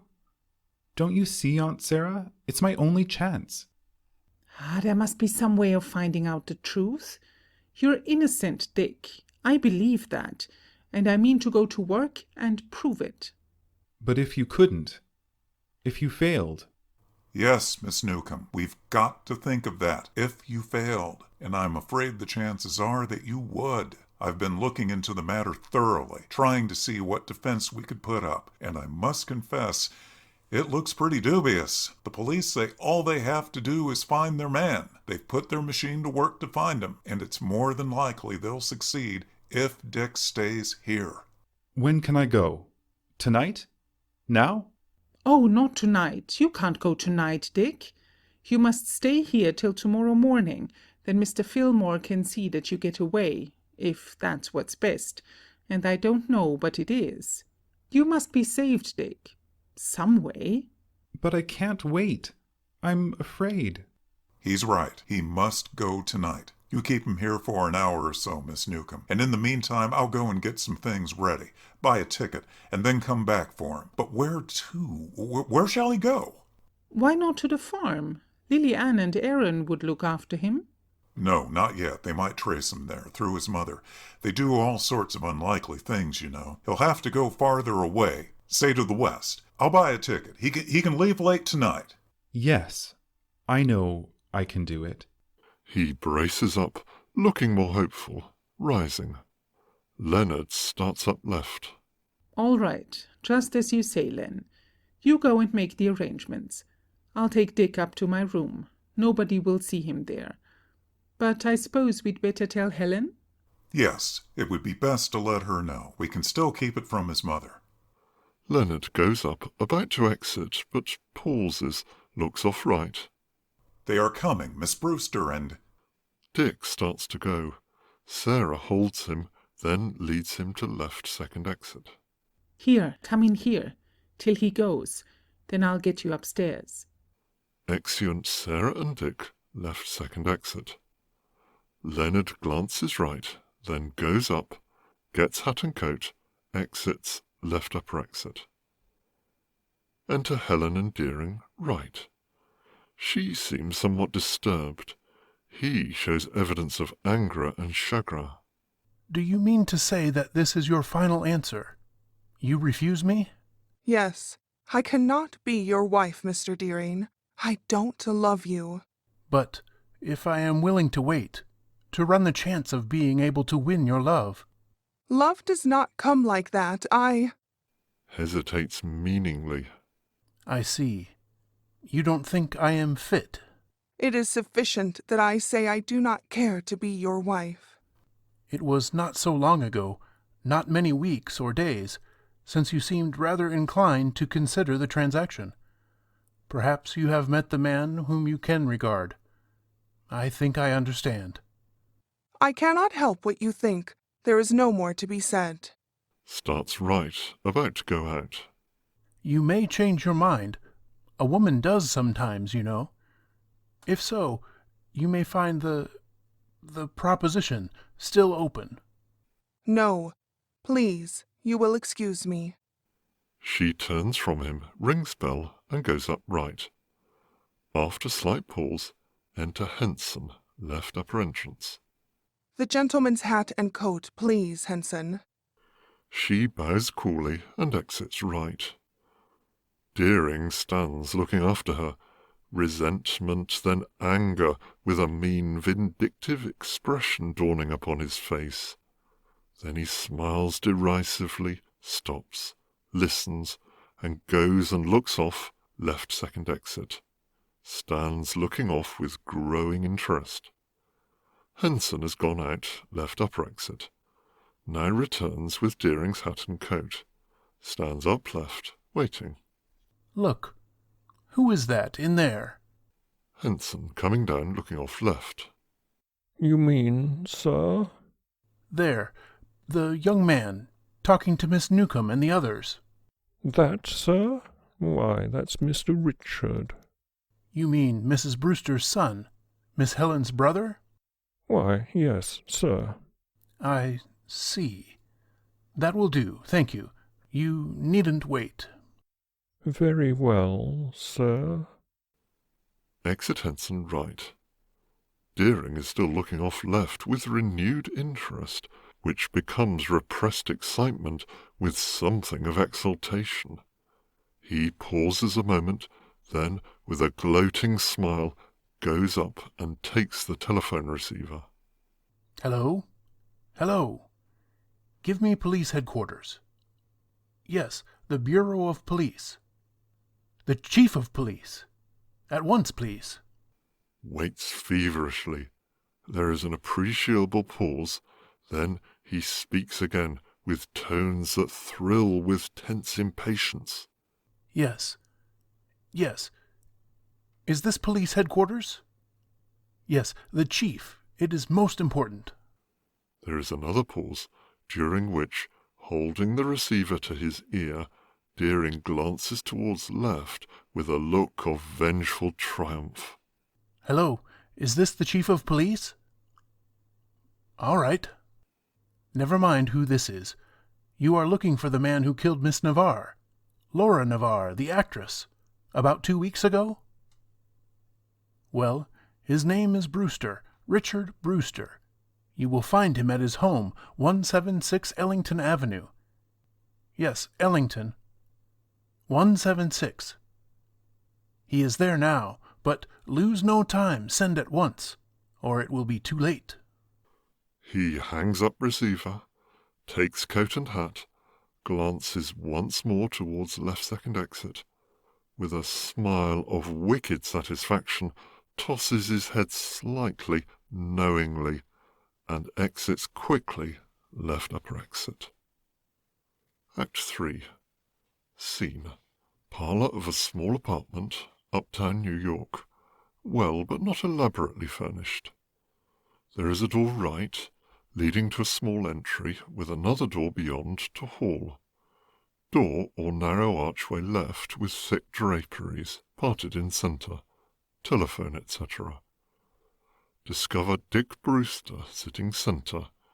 He is ghastly pale, looking exhausted, his head drooping, eyes nearly closed, hands hanging limply over sides of chair. He has just been put through the 3rd degree, and is almost a mental and physical wreck. He is muttering in a final gasp of denial to the demands that he confess. Henry Markham, the detective, stands at his left, looking sternly down at him. Higgins, an officer in uniform, right centre, somewhat back. Dick, shaking head slowly and speaking in wavering tones. No, I didn't do it.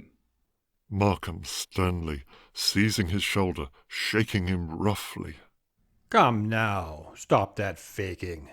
You've got life enough in you if you wanted to show it. You can't fool me. The sooner you make a clean breast of this thing, the better it'll be for you. No, I can't. You stood behind those curtains and fired the shot that killed that woman, the woman that threw you over, and we can prove it. If you own up to it and tell us all about it so we know what your provocation was, why, then you'll get some mercy. But if you don't... Dick still shakes his head, weakly, murmuring a refusal. Plucky little guy, ain't he, boss? You don't look as if you'd... The doorbell rings, right. That'll do for you. No remarks from the gallery. See who that is, and whoever 'tis, tell 'em they can't come in. Enter left Delphine, the French maid. Without looking to right or left, she goes to right to open the door, but Higgins is ahead of her. He opens door, goes into entry.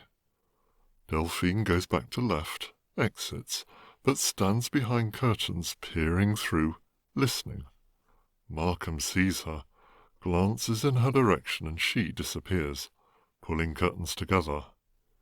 Higgins enters right, cautiously holding the door slightly open. It's that young lawyer feller, Fillmore. Dunno what right he has here. Tell him he can't come in. Higgins is about to go out right when the door is pushed open and Leonard enters, thrusting him aside. He is followed by Sarah, who at once sees Dick and goes to him, kneeling by his side in spite of Markham, who is too surprised to prevent her. Dick, oh, Dick, what have they been doing to you? Dick, I am here, your Aunt Sarah. Look at me, Dick. Dick! Dick falls over lifelessly into her arms. She fondles him. What's all this? Where did this woman come from? She has no right here. Addressing Leonard. Nor you either. I don't know.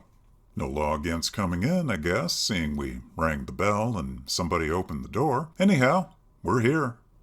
So I see, and I'd like to know what it means. How'd you find out? It wasn't given out down at headquarters, I reckon. I found out, though, it seems. I heard you were going to put this boy through your villainous 3rd degree, and I would have managed to prevent it, some way, if I'd known it in time. Oh, you would? Think you've got a lot of influence, don't you? Well, maybe you have, back in that Jayburg where you come from. But I guess you can't very well upset the whole New York Police Department and the detective force. We haven't got through with this young fellow yet, and you won't find it wise to interfere. Sarah, placing Dick's head against back of chair and springing up, facing Markham boldly. Well, I'll interfere. I won't let you torture this poor boy any more. Look at him, what shape he is in. It's wicked, shameful. How can you do it? It's cruel. It isn't fair. Excuse me, madam, but I guess we know our business and what's right and fair, without any advice from anybody. We brought this young fellow here, where he committed that crime, to make him confess, and if he knows what's best for him, he'll do it. Confess? Confess to something he never did? No, never. He shan't do that. You can't make him do it. I wouldn't interfere, Miss Newcomb, if I were you. To Markham. I don't believe you want to do anything unjust. Inadvisable, I mean.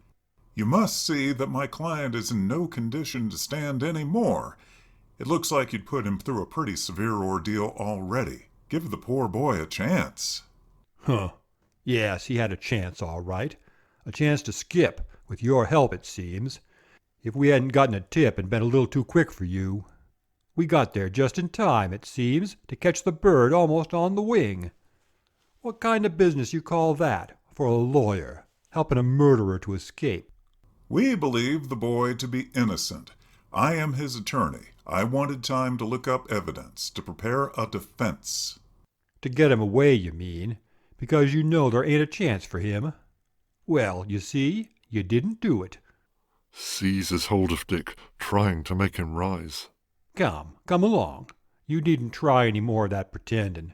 I know all about that. What are you going to do with him? Gonna finish our job, of course. You don't think we ever give up, do you? Guess not. We got just a little more to say to this chap, just as soon as you'll be so obliging as to leave. Beg pardon, madam, for seeming impolite, but business is business and duty's duty. But can't you see he isn't able to stand any more? Look at him. He's nothing but a poor, weak, scared boy. I guess I know what he is, all right. You'll have to stand aside, madam. Sarah has sunk down by chair, holding Dick in her arms as if to shield him. Markham starts to take hold of him. Leonard, who stands right centre, looks on, as if doubtful just what to do. Higgins comes down, stands near Markham, left centre. Come, you might as well get up. I got a few things to say to you yet. See here, Mr. Markham, don't you think you could call it off for the present? I know when it's time to call things off. What I want you to do is take this lady and get out. This is serious business, and we're losing time. Very well. I suppose we must submit. Patting Dick on back. Brace up, my boy. Don't give in. We will have to go now, but we shan't forget you a minute. Remember that. Dick, reaching up his hand, which Leonard grasps. Thanks. I know. I'll try. Leonard, dropping Dick's hand, taking Sarah by arm, assisting her to rise. Come, Miss Newcomb, we'll have to go now. I'm sorry, but we'll have to, I guess. Sarah, once more appealing to Markham. Oh, sir, won't you stop trying to make him say what he never means to say? Unless you drive him to the point where he doesn't know it. He's not a murderer, that boy. Look at him. Can't you tell he isn't that kind? Promise me if we go you'll let him alone, for tonight anyway, and take him back and let him have some sleep. Why, he's all played out, just a wreck. I know what to do, madam. You leave it to me. I'm not madam. I'm just Miss Newcomb from the country, where folks have hearts and give them that are in trouble a chance, instead of kicking 'em and grinding 'em down and never giving 'em a fair show. I'm this boy's aunt, his mother's sister, and I love him as much as his own mother ever did. I guess more, and I want to help him. Won't you do what I ask? Let him— "'Scuse me. 'Tain't no use your talking, madam, or miss, because I got orders and I'm going to carry 'em out. We came here for a purpose, and we're going to stick to it. So the sooner you get out of the way, the better it'll be for all concerned." Sarah, standing over Dick, her hand on his shoulder. Then you'll have to carry me away, for I am here and I won't budge a step. Miss Newcomb.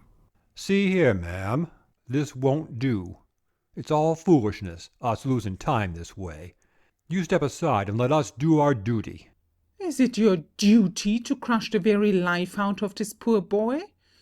Well, then it's my duty to stand between him and you and protect him, and I mean to do it as long as there's a mite of strength left in my body. Markham seizing hold of her arm. "See here, I've had enough of this. Either you step aside, or I'll place you under arrest." Mr. Markham! "That's what I said. What do you think I am? She's interfering with the law." Sarah wrenches herself free from his grasp, facing him defiantly. For a moment he seems too taken aback to interrupt her. You talk about the law that the likes of you are chosen to enforce. You who are not men but great ravenous beasts looking for something to tear to pieces and devour. You want a victim. What do you care if it is a poor weak boy who hasn't the strength to defend himself?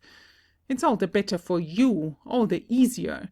It's somebody for you to shake and choke and grind under your heel till they haven't life enough left to do anything but give up. What if he is innocent? You don't think of that. All you want is to show that you represent the law, and to hold your jobs and prove what great detectives you are. "Madam, you'd better—" He approaches her menacingly. Leonard also makes an attempt to silence her, but she thrusts them both aside, still assailing Markham. Law? Don't you know there's a law of pity and mercy and justice, as well as one of might and terror, the kind that puts folks behind prison bars and hangs them, maybe for something they never did? Is it justice to try to prove a person committed a crime and never try to prove they didn't? Why don't you look for something that might help this poor boy instead of saying he's guilty and letting it go at that?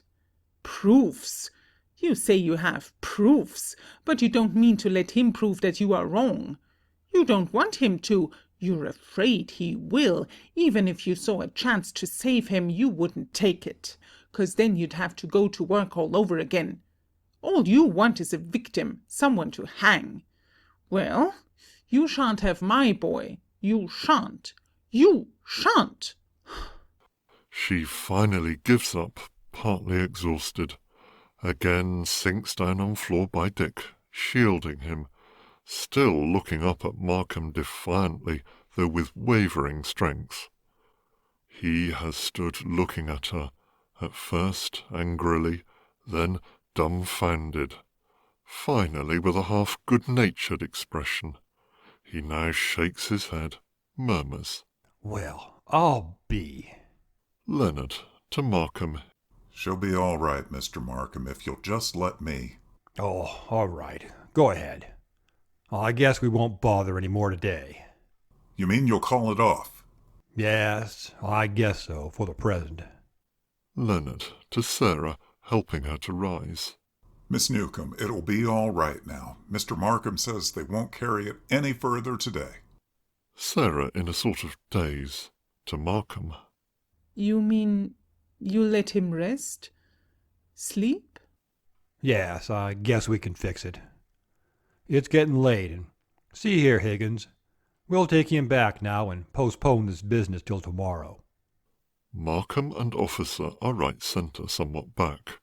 Leonard right, Sarah and Dick centre, she with arm about him. Do you hear, Dick? They're going to let you have some rest now. It'll be all right. You try to be brave, and don't forget I'm not giving up for a minute. Dick, with a show of better courage. I will, Aunt Sarah. I'm going to brace up and make the best of it.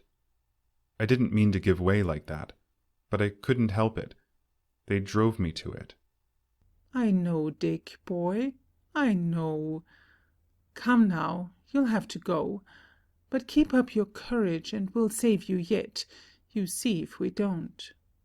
She leads him up. He goes with the officer with an attempt at braveness, smiling faintly at Sarah as she kisses him with a pat on the shoulder. The officer takes him out right, followed by Markham, who shakes his head slightly as if it were all too much for him. Leonard lingers. Well, I must say. No, you mustn't. You needn't say a word. I know what you think, but I ain't crazy, and I wouldn't care if I was. I got the best of that detective and gave him a piece of my mind that I hope he won't forget.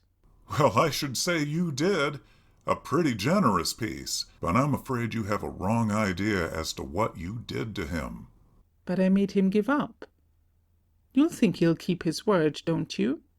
Oh, yes, so far as that goes. But I don't see as we've gained much except a brief respite for Dick. Of course, that's something, but we might as well face the facts. We haven't found a clue yet. Not a thing to refute their evidence. Not even who gave them that tip which upset all our plans. That certainly was a blow. Yes, I almost gave up for a while. It certainly is a mystery. Somebody knows. Somebody who has an object in causing Dick's arrest. But who? Who? He declares nobody knew his name but Miss Navarre. Nobody else saw him there except those two. The man and this French maid, whatever her name is. Then it was one of them that notified the police. But how did they know? You haven't found out who the man was? No, there seems to have been a lot of them. My, she must have been one of them vampire things it tells about in some of those detective stories, the kind they have in the movies. Poor thing. Maybe her fate was no more than she deserved. But to say that Dick... Len, something's got to be done. For one thing, I'm going to stay here and talk to that French woman. I may be able to get something out of her. I doubt it. She seems to have told all she knows. The police say her story hangs together. No, we can't get away from it. Everything points to young Brewster. But point's wrong. I know it. There's something strange about all this. I mean, something we haven't even got an inkling of yet. Len, I want you to go away and leave me. I want to look around a little and talk to that woman. I don't see the use. The police have examined everything here. So have I. Yes, I know the police have and you have, but I haven't. I may think I'm too smart, Len, but it won't do any hurt for me to try. Something's got to be done. We are right up against that blank wall, and I'm going to make a desperate effort to find a loose stone in it. There must be a hole in it somewhere, if it's only a chink, and I shan't give up till I see at least a speck of light shining through. Well, I suppose, being a woman, you'll have to have your own way. You ought to know that by this time. So I want you to go and leave me here for a while. I don't know about that. Not so sure it would be safe. Pshaw! I guess I can take care of myself. Of course, you can wait downstairs for me if you want to. You might come up, say, in 15 minutes or so and see if I'm still alive, or need any help. Well, I suppose, if you say so. I do. So, supposing you vanish, I want a chance to look around and take things in. There may be a clue here somewhere, just waiting for me to pick it up, and maybe I can beat the great Markham at his own game. At any rate, I'll feel better satisfied to try. Leonard, at door right. Very well. There's the telephone. I'll be down in the office. If you need me, phone down and I'll come right up. Otherwise, I'll wait 15 minutes. Or 20. You needn't be in such an awful hurry. Oh, all right. Take your time. Only remember, there's the telephone. And be careful. Oh, go on. I know what to do. Exit Leonard right. Sarah goes and closes door after him. Stands for a moment, knob in hand, looking about. Then comes to centre. Stands gazing around to right, to left, up, down. Goes about examining everything closely. She does not appear to notice the curtains across door left. But, gradually working her way in that direction, suddenly flings them apart, disclosing Delphine, who has been watching her. Come right in. I was just going to call you. Delphine, entering, a bit confused, but still self-possessed. Oui, madame. I was about to inquire if I could be of assistance. That's very kind of you. Seem real anxious, don't you? Anxious? Oh, oui, certainement, madame. You've got it a little different from the rest of 'em, haven't you? I suppose that's French. Madame, meaning the same as just plain madam in New York language. Well, I ain't either of them. I'm just Miss. Plain Miss Newcomb. I see. Mademoiselle. Damsel? Land, sounds like swearing, don't it? I always heard you French women weren't very particular how you talked. Come all the way from France, did you? Oh, oui, a very long time ago, since I am quite petite. So, must feel quite at home here by this time. Kind of strange you still jabber French talk. Seems so you might know all United States by this time. Oh, but always I am of my own language so fond. I do not so much seek to speak the Anglais. I see. To memory dear, as the old song says. Well, anyway, supposing we sit down for a while and have a little talk. I'd kind of like to ask you a few things if you don't mind. So, certainement, if madame wish. But I will stand. To sit also with madame would not be, what you say, the thing. So? I suppose maybe it wouldn't, if that's the way you look at it. Still working here, are you? I stay, for a time. Ah, my poor mistress, Mademoiselle Neva. Wiping her eyes, appearing grief-stricken. Oh, pardon, but it is so terrible. Such shock, as you say. I have not yet of myself the control. She was so kind. I am of her so fond. How long had you worked for her? Oh, not for so long a time. 3 months, maybe 4. I am with her. I cannot now just remember. Also, she treats me as a friend, my poor, poor mistress, who have been so cruelly murdered by that Mr. Brewster. Stop! Don't say that. He's my nephew, and no murderer. Oh, I know they say he is. You may think he did it, but I don't, and all the detectives in New York and the whole police department to boot couldn't make me believe it. I beg of Madame de pardon. I mean not to offend, but it is so plain. There can be no doubt. What I see, I see. What I know, I know. Well, sometimes folks think they seen more'n they do, and don't know quite so much as they think they do. rising, looking about. Do you mind sort of pointing out just what you did see? What happened here that day that your mistress was killed? You didn't see it done, did you? But yes, almost it was the same. I saw her, poor Miss Navarre, lying there. Oh, so cruelly murdered. Lying in a little pool of blood, her blood. And then... She pauses, shuddering. But ain't you getting a little ahead of your story? First you say you heard. Heard what? A pistol go off? Go off? Oh, it make the bang noise. So, just as I come up in the elevator and get off here at this floor. So you didn't come on home with Miss Navarre that day? No, seldom I would do that. Always she would have some friend, some gentleman, who would take her out to supper, escort her home. I am to stay at the theater, in the dressing room to put away her costumes, to arrange everything, you know. I come later, by and by, when I am through. That is how. But seldom it is that I come with her. She had quite a lot of gentlemen friends, didn't she? Oh, it was many. She was so popular. That day it seems it was the young man, Mr. Brewster, as you say, how is it? My nephew. Oui, but I did not know him. Never would she tell me the names. It is sometimes the one, sometimes it is another.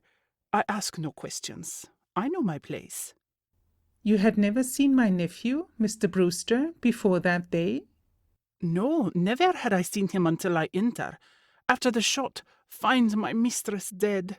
Run here, to this door, put aside this curtain, so, and there. There stand the young man, your Mr. Brewster. His eyes bulge, his face is of the crazy look. And there on the floor, right by him, I see the pistol, with which he had just fired the shot that killed my mistress. Delphine is holding back the curtains, looking within the room off left. Sarah stands near her, looking at same spot. The pistol laid right there? Oui, I pick it up. Oh, you picked it up? And looked at it? Oh, oui. Then I think, it is too horrible. I drop it. In the same spot? Oui, in the same spot, right there, you see? Yes, I see. And in the meantime, what else happened? Where was Dick? Oh, but he escaped. I am so excited. He go, quick, there. Points right. And disappear. I am at the telephone. When again I look, he is gone. What about that other man that was here? What became of him? Then, why he is gone. Oh, he skipped too? Where did he go? I do not see. When I have called the police, I am alone. Alone with her, my mistress, dead. But it seems that man showed up afterwards. They have his testimony. But then it is too late. The murderer, he is gone. Yes, whoever it was. Not the one you think. But we won't argue that question now. I want to look around a little. I'll see what this room looks like. Exit Sarah left. Delphine holds back curtain, looking in at her. Sarah calls from within. Where does this door go to? The door? Oh, that door, it leads to the dining room. Then it is the kitchenette, as they say. There is a slight pause. Delphine drops curtain, comes to centre, looking towards left, showing some annoyance. Scowls with a vindictive expression. Sarah enters, holding curtain aside, looking back off left. There's just that one door. You say it leads into the dining room and on into the kitchen. So the kitchen we seldom use. When we have the meals here, it is the caterer that would come in. Oh, that was the way. You never did the cooking? I? Cook? But no, never. I am not a cook. Mon Dieu, no. I don't see what you're staying here all this time for anyway. No work for you to do? Not getting any pay, are you? But my mistress, already she have paid me, in advance. And the apartment also for some time it is paid. The police, they say I shall stay, for the prisons, till they have been here sometimes. Yes, and brought that poor boy to torture him. But don't you get lonesome here? Feel kind of, sort of creepy-like? Creepy-like? I do not know. It is the strange word. But I need not to creep. Well, never mind. Only I wondered. Now, let me see. Couldn't somebody have come in through that door in there and done it? But it is not possible. The door always, it is locked. Locked? That door, between that room and the dining room? That's funny. Why? No, the other door, beyond. The one that opens to the hall, the other entrance. You see? Always that is locked. Nobody could come in. Besides, Mr. Brewster, he was there, in this room. He see nobody. It is he that says so. He was alone, quite, when I come. The door beyond, I find it still locked. Sarah, puzzled, looking about, thinking deeply. And that other man who was here, the one who skipped out too, you don't know who he was? But no, as I have told Madame, I believe some friend of Miss Navarre, who also come that day for the first time here. She know him as so jealous, is afraid. She tell Mr. Brewster to hide, there. And then when he suspect, they quarrel, perhaps. And then, from there, behind the curtain, Mr. Brewster, wild, jealous too of the other one, crazy with the anger, he... Oh, that's how you figure it out, is it? Well, there may have been somebody in there, crazy and wild with the anger, but you needn't tell me you have named the right person. I know better. Madame, is it that you would say I do not tell all? That it is not true what I have said? But it is what you call corroborate. The police, they believe. Of course they do. They'll believe anything that suits their side. You won't catch them trying to make it look any other way. But what does Madame think?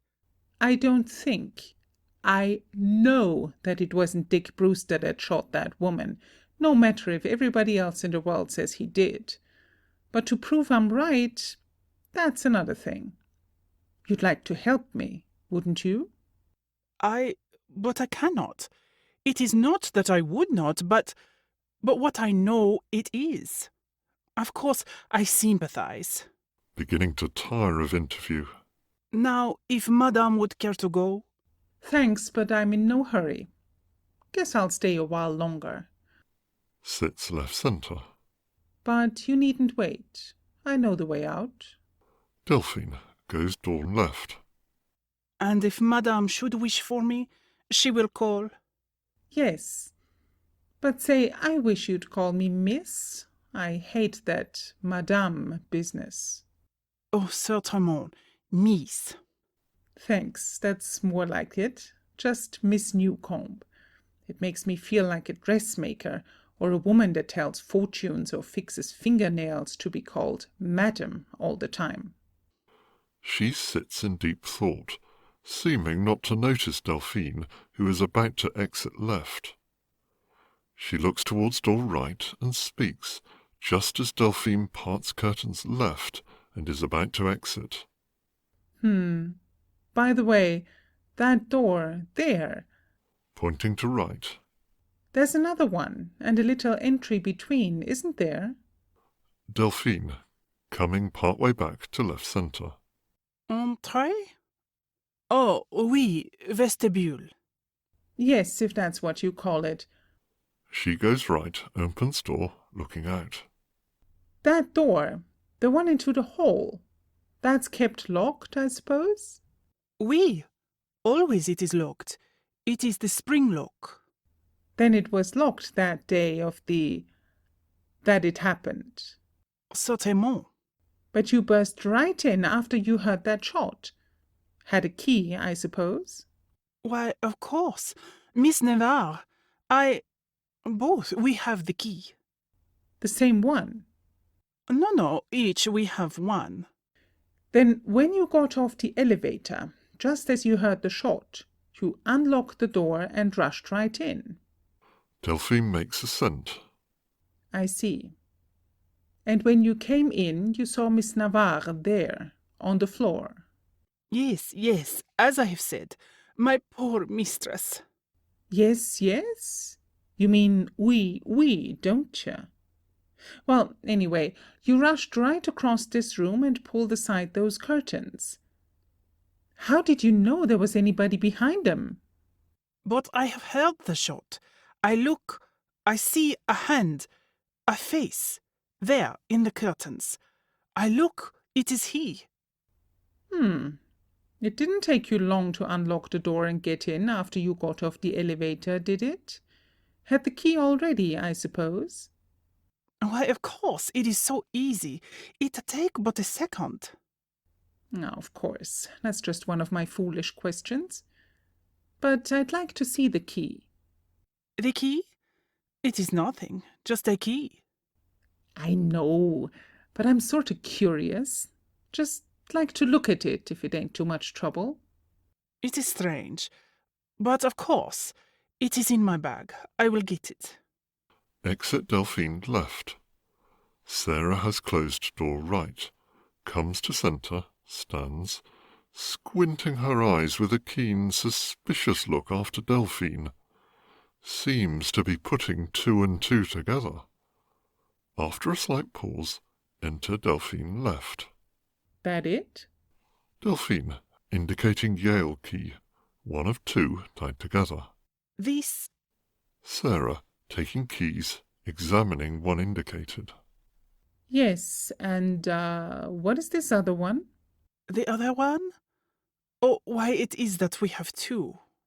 Sure, of course. So if you should lose one. As one might, so easily, you see. Sure, easy as anything. I've lost things myself lots of times. Keys, too. But it seems kind of funny to have 'em tied together like this. If you lose one, you lose both. Then how'd you get in? She has placed one key on top of the other, comparing and examining them closely, feeling of nicks in them. It is not that I keep them so. I have just tied them since... Oh, I see. Of course. Now you've got the other one, the one that she had. Delphine, somewhat relieved. Oui. Why, of course, if you lose these, you have that one now. All very plain. You say these are both to that door? Indicating door right. Oui, both. She holds out her hand to take keys. Sarah is about to give them to her when the doorbell rings right, and she keeps them. There, that's Len Fillmore. He said he'd come up after me. Starts to door. Delphine is about to open door right, but Sarah intercepts her. Never mind, I'll let him in. But, madame, pardon, it is my place. Land, I guess I've been to doors. She is too quick for Delphine. Opens door and quickly goes out, pulling door shut behind her. Delphine seems annoyed. After pause, opens door cautiously, peering out. Sarah outside. All right, Len, go right in. Delphine closes door, quickly goes to centre, just as Leonard enters right. Oh, you're here, are you, Delphine? Delphine, monsieur. Oh, yes, Fiend. New one on me. French, isn't it? Oh, oui. Nice name, all right. Suits you. Merci. Mercy? Oh, yes, that means much obliged. You're welcome. Nice name. Nice girl. You were Miss Navarre's maid, I understand. Oui, I am her maid. Am? Oh, I see. That's your way of saying was. Sort of hired girl you were, I suppose. I know not that hired girl. If it is the servant that you mean, no.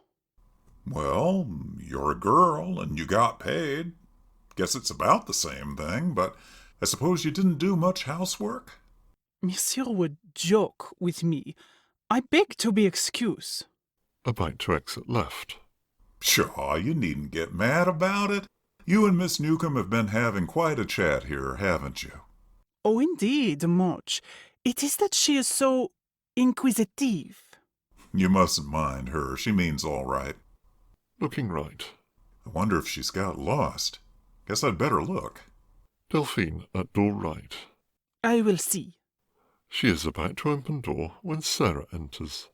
Ready, Len? Well, I should say, you? Yes, all ready. Now. Guess you think it's about time. Looking about in search of something, in bag, then on floor. Ah, I declare I've lost my handkerchief. Must have dropped it. To Delphine. Maybe it's in that room there. Would you mind looking? No, certainement. Exit Delphine left. The curtains are closed. Sarah, glancing left, then going and looking through curtains. Closing them, coming back, speaking cautiously to Leonard. Len? Yes? Shh. Glancing left. You know that stone wall? The blank one? Yes. Well, there is a chink in it. A hole. And it's a keyhole. Going right, about to exit. He follows her curiously. Yes, Len, a keyhole. And I think I've got the key that fits it. Exit Sarah door right. Leonard at door, holding it part way open, looks out after her with wrinkled brows, then smiles indulgently. Exit Leonard right. At same instant, enter Delphine left. I did not find... She looks surprised, puzzled. Hastens to door right, just as Leonard closes it behind him. She opens it. Madame! The key! The outer door is heard to slam. Delphine stands with knob of inner door in her hand, looking out. A perplexed expression, then one of apprehension, fright, dawns upon her face. Act 4. Scene. The same as Act 2, about 3 weeks later. Discover Aaron Flint standing up by left upper entrance with cheap suitcase in one hand, a rolled-up umbrella in the other. His hat on, pushed back. Liliane is partway down centre. She wears hat, coat, etc., has handbag, and a good-sized package of brown paper, well tied with string. They are both looking at Henson, who is posed in left upper entrance in his most pompous attitude. Well, I guess you can tell Miss Newcomb we're here, can't you? Should think you might do that much to oblige. She's staying here, ain't she? Henson gives a stiff bow in assent. Well, then, can't you go and tell her? Aaron, you keep still. And take your hat off. Where's your manners? Aaron removes his hat sheepishly, murmuring, "Oh." I s'posed, seeing you let us in, that maybe you worked here. But if I'd made a mistake, I beg your pardon. I am the butler. Any relation to Sam Butler up in Warren County? Land, Aaron Flint, ain't you got a bit of sense? He means he's a waiter. Oh, that's it. Then maybe he's waiting for a tip. Feeling in pockets, Henson shows offended dignity. That's the way they all be down this way. Won't budge an inch unless you tip 'em. If you will present me with your cards. He has card tray, which he now holds out. Aaron places a coin on it. Henson pays no attention to this, though assuming an even more pompous manner. Land, we ain't got no cards. We ain't that stylish. I guess it'll be all right if you just go and tell her some friends of hers are here. What name, please? Newcomb. Sarah Newcomb. Pardon me. The names I am to announce. Oh, you mean our names. Never mind. Just tell her what I said. Some friends of hers. We want to surprise her. Henson turns and, in a most dignified manner, goes upstairs. Aaron, going to foot of stairs, looking up after him. Well, I'll be gum swizzled if he ain't the darndest.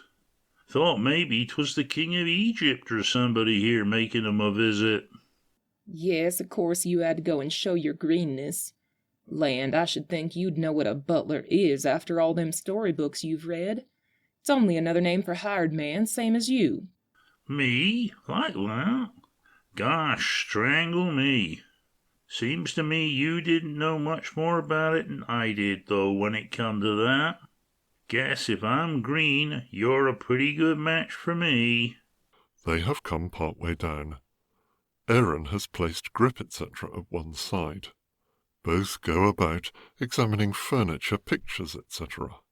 Got it fixed up pretty swell here, ain't they? Guess this is what you'd call style. Yes, the kind of style Miss Brewster and her daughter keep up, and then come and live on Miss Newcomb all summer. I guess if the truth was known, she's putting up for some of this too, though she never lets on. I know her. 'Tis pretty grand, though. Ain't nothing in Brookville like it, even at the hotel. Dang knows we'll know how to act. Huh, they can't scare me with their highfalutin things and stuck-up ways. I'm as good as they are when it comes to that. And you needn't go to apologizing, Aaron Flint. Hold your head up, and act as if you as good as anybody. Gosh, I never could act as if I was such a big bug as that butler fella. The idea. Him? Shh, here she comes. Sarah appears at top of stairs. They see her and draw back to one side, so that she does not see them, as she comes down, enters and to centre. They then approach her, one on each side. Henson comes downstairs, exits right. Sarah turns, sees them, in utter bewilderment, almost unable to speak. Why, if it isn't, it can't be. But it is, Miss Newcomb. It's us. We've found you at last. Thought we never would. Talk about your needle in a wood pile. Guess we wouldn't yet, if it hadn't been for my deteckative instinct. But I don't understand. I can't believe it. You, Lily Ann, and Aaron, way down here in New York? And together? What does it mean? Oh, we just thought we'd take a little trip. Thought maybe you'd be glad to see us. Why, I am, of course, but it don't seem respectable. What'll folks say? Do they know about it there in Brookville? Sure, regular crowd there to see us off. Lily Ann, what does it mean? Are you crazy? I don't know, but I am, Miss Newcomb. I guess you'll think so when I tell you. The truth is, we're married. Married? You? And Aaron Flint? Good land, you don't suppose I'd be taking a trip with him to New York if I wasn't? You know me better than that, Miss Newcomb. We've been married 3 days, ain't it, Aaron? Seems more like 3 weeks, or months to me. Oh, it does it? Much obliged. But how did it ever happen? After the way you always vowed, Lily Ann. But I declare I'm so upset I forgot to be polite. Sit down, Lily Ann, and you too, Aaron. Land's sakes, Lily Ann, I suppose I ought to call you Mrs. Flint. Mercy me, don't you do it. I wouldn't know the answer. Lily Ann I was, Lily Ann I am, and Lily Ann I always will be. I guess you will be, to me, anyway. But tell me. Oh, well, Aaron, he kept pestering me till I couldn't stand it any longer. So all of a sudden I up and said yes. Had to do it to get rid of him. Made up my mind it'd be easier to handle a husband than a feller it wanted to be. Besides, the inducements was too much for me. I couldn't hold out any longer when he said we'd come to New York and see you, and all the sights. I'd been saving up for a considerable spell with this here trip in view, and when I set my mind to a thing, well, I most generally get it. I must say I admire your perseverance, Aaron. I'm glad you took him, Lily Ann. Only I hope it don't mean you're going to desert me. No, indeed, Miss Newcomb, not much. I cal'late we'll stick closer'n ever. Just run away for a little wedding tower, so to speak. Sol Bennett and Fidelia are looking after things at the farm. We attended to that all right. We're just taking a wake. Yes, and crowding a heap into it, you bet. Been stopping at the Astor House. Sounds real flowery, don't it? 'Tis, too. And expansive. Appropriate, too, for a newly married bridal couple. He asked her, and she said she would. Aaron Flint, don't try to be smart. Land's sakes, Miss Newcomb, I have my hands full with him. Honest, I didn't know anybody could be so green. Why, Lily Ann? Well, he is. The man at the hotel told us a good show to go to would be the Hippodrome.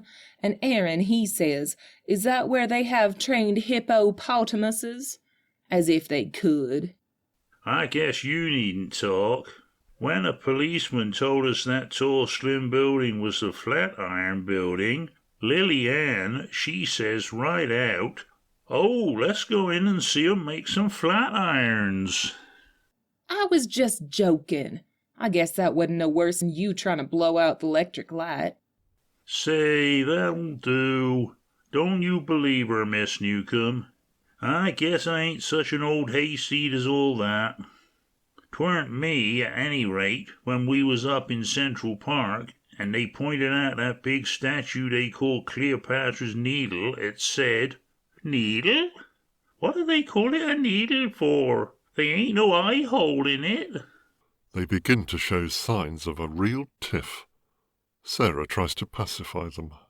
When it comes to that, I guess we ain't no greener than the city folks are in the country. Remember that girl from New York that boarded with Miss Orcutt last summer? Wanted to know which cow it was that gave buttermilk? Gosh, I remember her. She just thought it was cute to pretend she didn't know nothing. Well, there's plenty of 'em don't have to pretend. But my goodness, Miss Newcomb, we ain't asked you how you are, and how about that boy, your nephew, and all? How's it coming out? We're hoping for the best, Lily Ann. I'll tell you all about it later on. You must be tired now and want to get brushed up a little. I'll see about a room. Oh, you needn't bother, Miss Newcomb. It might put you out some. Besides, what did Miss Brewster think? Oh, I can fix it all right. You leave it to me. She starts up centre, as if to show them upstairs. Lily-Ann pauses centre. Aaron is left centre. Well, we might stay one night. Looks real stylish here, don't it? But I suppose you're getting used to it.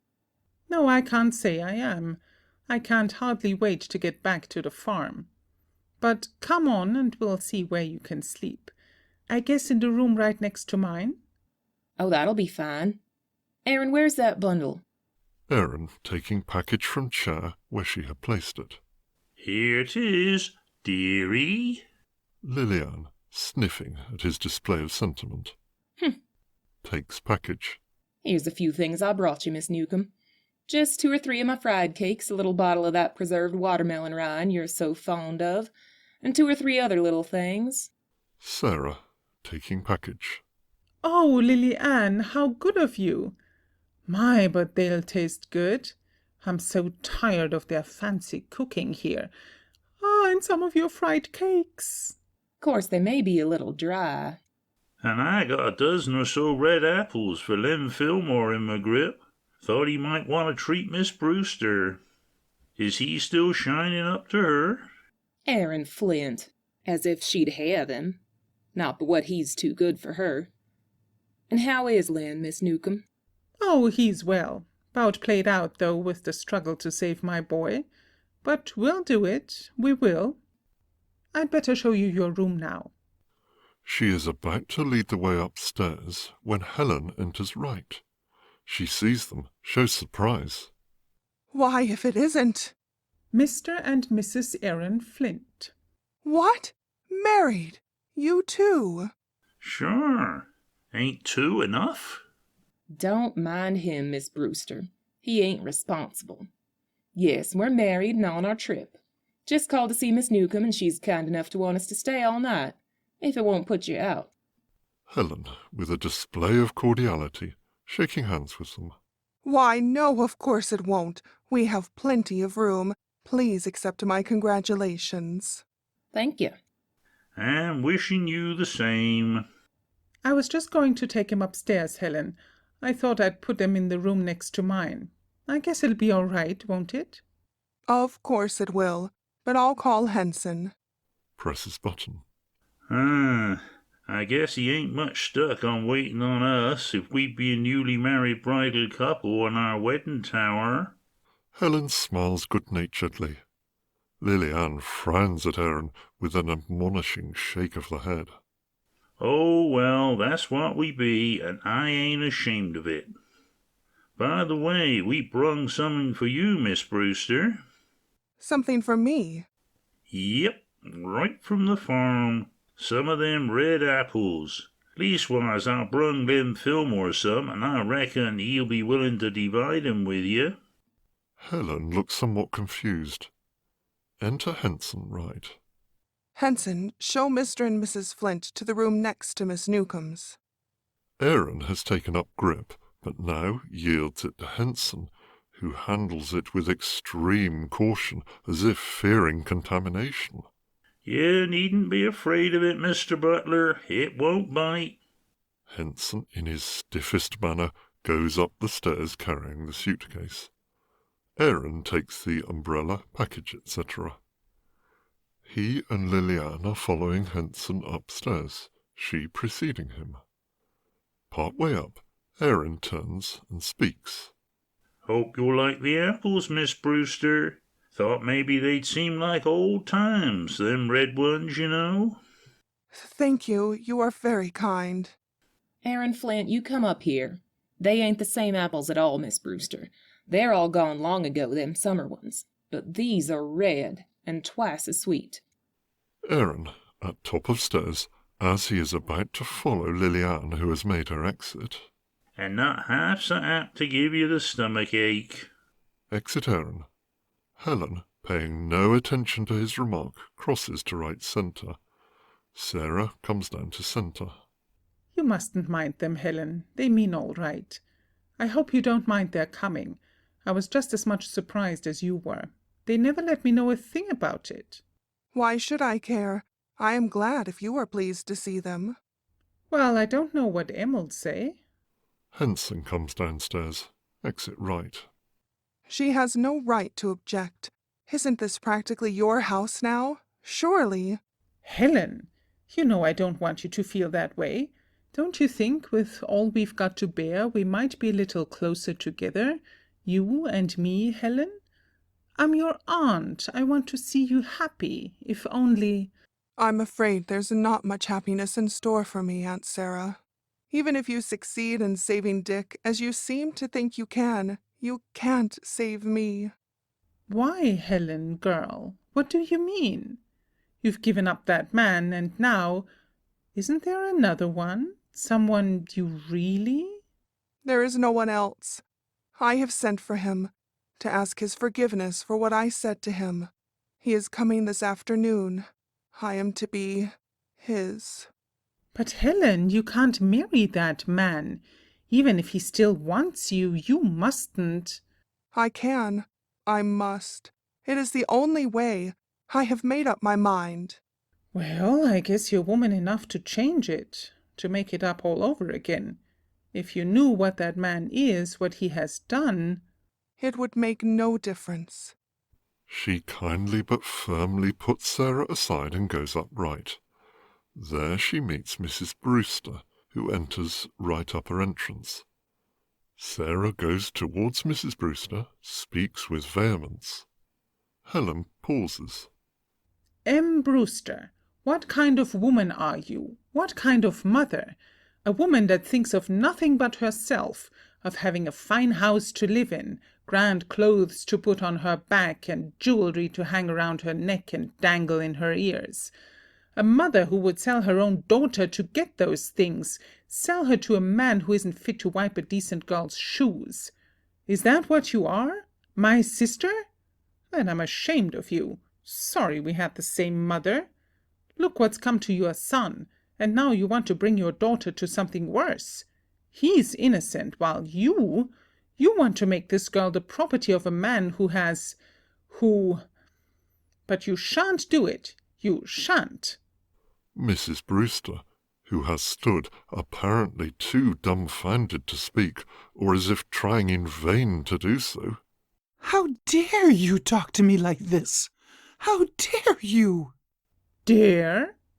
Do you think I'm afraid of you? Of anything when it comes to this? No.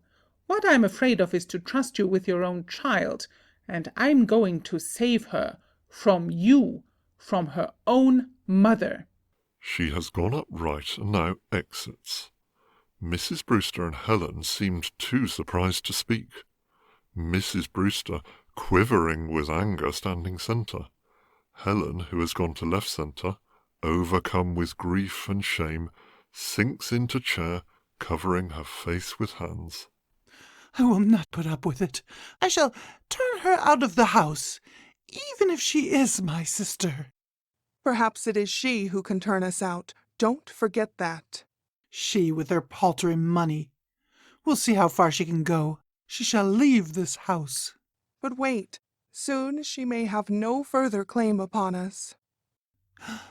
Helen, what do you mean? That you have reconsidered? That it is not too late.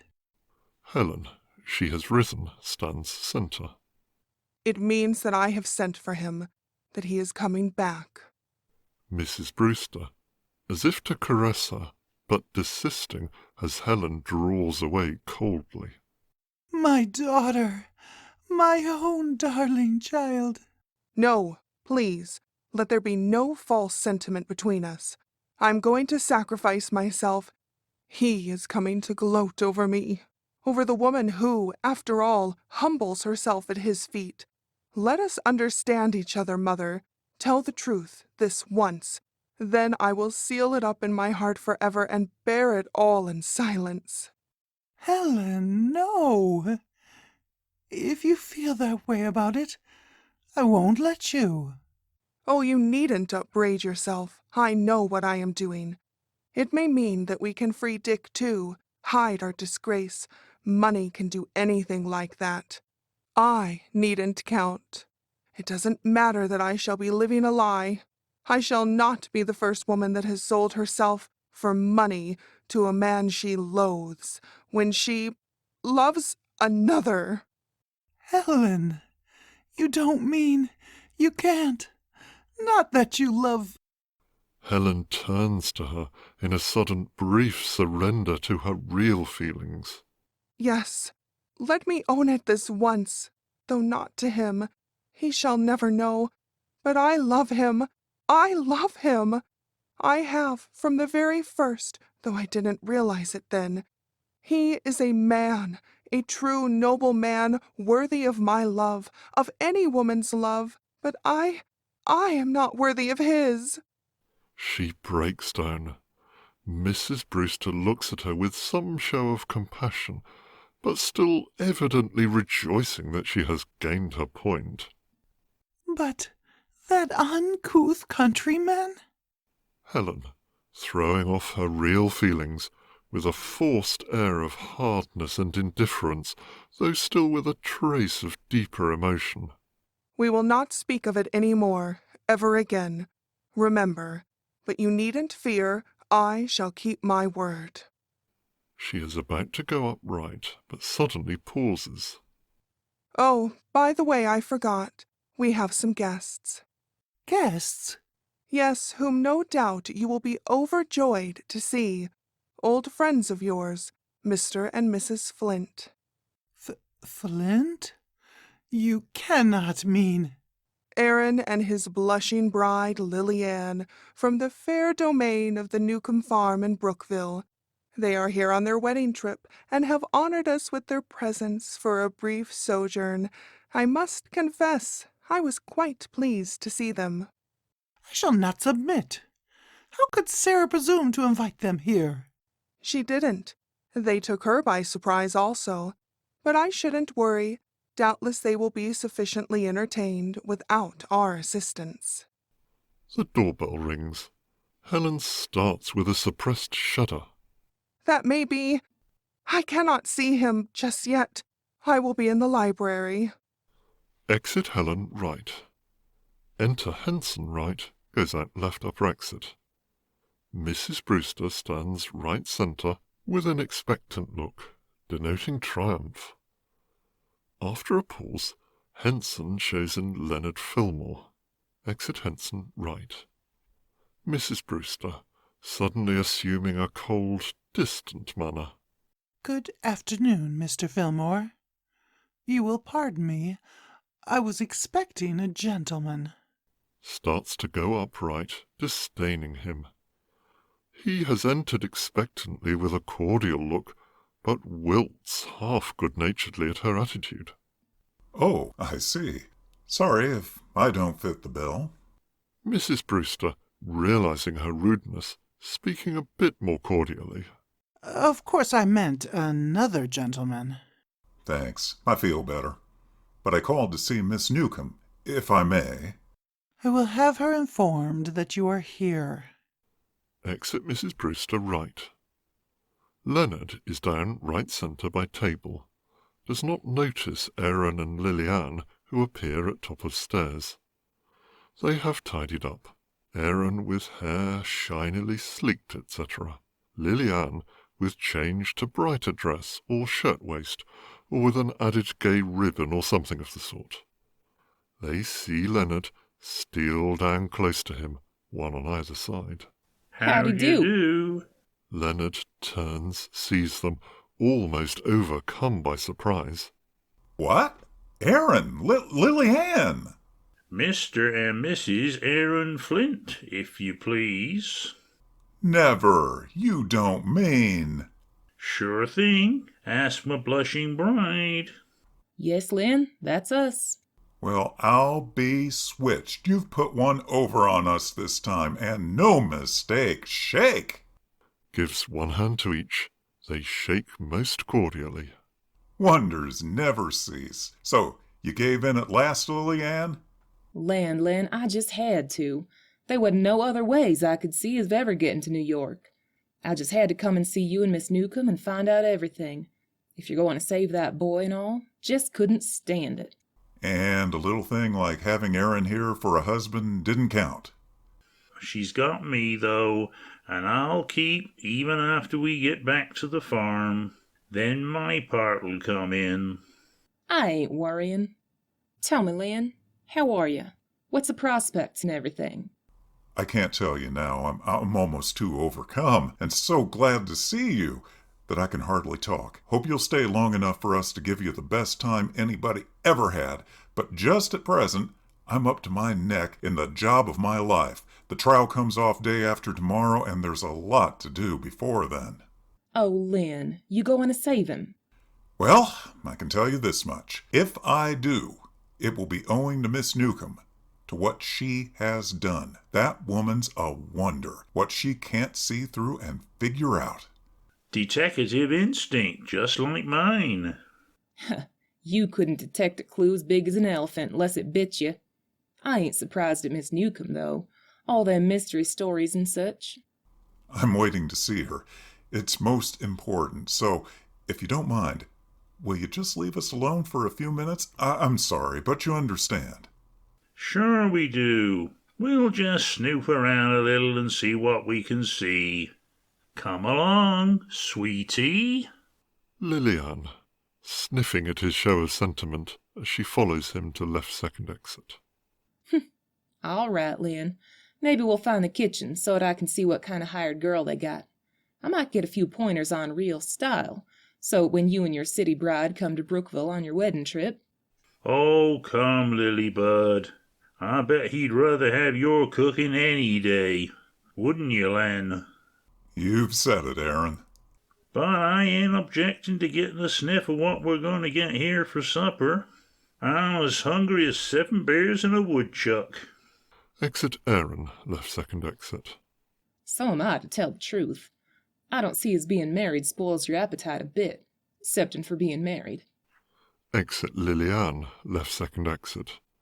Leonard smiles, turns and meets Sarah, who enters right. Oh, Len, here you are at last. I've been almost crazy waiting for you. Tell me, did you fix it? Will that woman be here? Yes, I had quite a time, but at last convinced Markham that it was of crucial importance. She has left the apartment, and at first he said we must come to headquarters where she is detained as a material witness, but finally he consented to bring her here. It looks like things were playing into our hands at last. Didn't I tell you they would? They're sure to come right in the end. Well, it's a good thing to hope, anyway. And as for hope, do you think there's any? I mean, do you think? Sure there is, Len, but you've got to fight for that too. It's her mother. If it wasn't for her... Why? What has she done now? I hate to tell you, Len, but the truth is Helen has sent for that man to come back, to take back what she said to him, to tell him she'll be his. But how can she, when she knows? You mustn't let her. Assert your rights. She thinks she must sacrifice herself. But do you mean to stand back and let that man have her? Huh? I'd grab her up and carry her off by main force first. Caveman stuff. A good idea.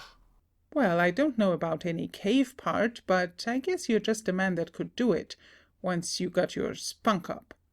But tell me, I'm dying to know, how is Dick bearing up? Like a man. He has new courage, thanks to you. We can't fail now. We mustn't. But I guess it's still up to you, Miss Newcomb. The woman sticks to her story, hasn't budged an inch. The police believe her, and if you can't shake her, I don't know who or what can. She's a pretty slick one. All I want is one more chance at her. What we found out in the past 3 weeks may be a little surprise for her, and a few others. It takes a woman to see through a woman, and I began to see through that one in just about 2 minutes. That French accent didn't sound quite like the real thing to me, little as I know about it. She slipped back into plain American without noticing it, once or twice, and I noticed what none of you men did, that her eyes don't match that black hair, and that hair has been dyed. And she was a little too ready to explain things, like she'd thought 'em out beforehand. And those 2 keys!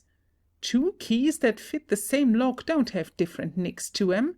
My fingers soon told me that. The doorbell rings. Ah, there's the bell again.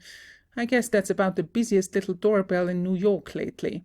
Henson is earning his wages for once, and I mean to see that he gets 'em. Enter Henson right. Henson, whoever that is, keep him out there in the hall till you let us know who it is. Exit Henson, left upper exit.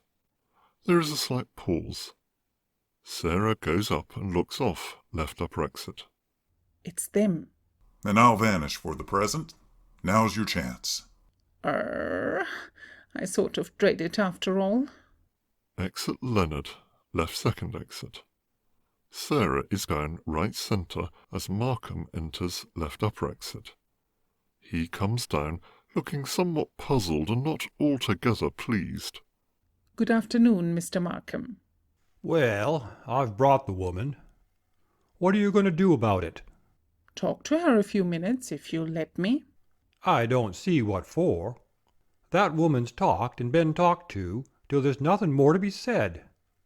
Don't you suppose we got everything out of her she's got to tell? All she's got to tell you, maybe, but not all she's got to tell, if I can make her tell it. Markham, sneering with a sarcastic laugh. Queer kind of business, this, anyway, and sort of irregular. But Fillmore told me it was for something that couldn't be done in any other way, and I don't want to be contrary. I suppose it's all right. It's only fair to give you your chance, I suppose, though I must say I don't see what you think you're going to do. What I'm going to do first, Mr. Markham, is to ask you to leave me alone with her. I don't see any objection to that, but of course I'll have to stick around. I want you to. Indicating left second exit. In that room. I want you to hear every word that is said and act accordingly. That's satisfactory. She's out in the hall there. I told her to wait. Oh, Higgins is outside. I told him to trail along and keep his eyes peeled. Going to left second exit. In here? Yes, You'll find Mr. Fillmore in there. He understands. Well, that's more than I do, but I'll chance it. Exit Markham, left second exit. Sarah stands a moment as if to gain courage, then goes and looks off, left upper exit. She makes a slight motion. Henson appears in left upper entrance. Bring the woman in here, Henson. Exit Henson. He reappears, shows in Delphine, and again exits. Delphine appears in left upper entrance, pauses, looks about curiously, with a manner denoting some suspicion. She wears a long black veil over her hat, which she now throws back. Sarah, having withdrawn to right centre, stands watching her. Delphine comes down, turns, sees Sarah, starts. So, it is you, madame. Won't you sit down? Delphine, she does not sit as yet. But why am I brought here? I do not understand. I was not told that it was to see you. What house is this? Why do I come here?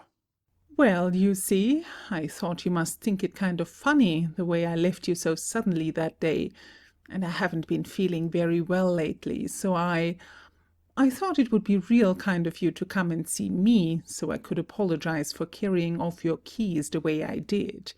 You see, I was so excited after what I'd been through that I really didn't know what I was doing. I guess you understand. Oh, oui, certainement, madame. But to come here, it is strange. However, I am here. Yes, and do sit down. Might as well be comfortable. I hear you're not staying at that flat any more. No, it was so, as you said, gloomy, lonesome. And the thought of poor Miss Nevers. Oh, it is too much. But I must not go away. They detain me, as a witness. Oh, it is so terrible. I must tell it all, in court. I don't wonder you dread it. But think of me and my boy. It is too bad. I sympathize, but I must tell all. Yes, you must tell.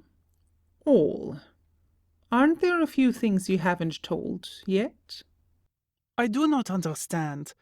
Does Madame intend to insinuate? No. That's a good, plain English word. Insinuate. And you didn't say it a bit Frenchy. But I wasn't insinuating. I'm just asking. Couldn't you tell a few more things if you would? Madame, what is it that you mean? Oh, I wish you wouldn't keep calling me Madame. What I meant was, maybe you could help me a little as to why those two keys were different when you say they were for the same lock. Then I mistake. It does not matter. We have many keys. But those two were enough for me. They proved a pretty good fit to what I was trying to open. One fit the front door to your apartment, the other the back door to the kitchenette, or whatever they call it. But of course, there must be a key to that door also. Of course. Or how could you, after you came up in the elevator that day, have slipped around first to that back door, gone into the kitchen, through the dining room, into that other room, and then— Delphine, becoming alarmed, but making a good effort to conceal her growing suspicion and fear. What do you mean? I came in the front door, directly to the room where Miss Nevers lay dead, shot by your nephew, direct from the hall I entered, after getting off the elevator. So you said.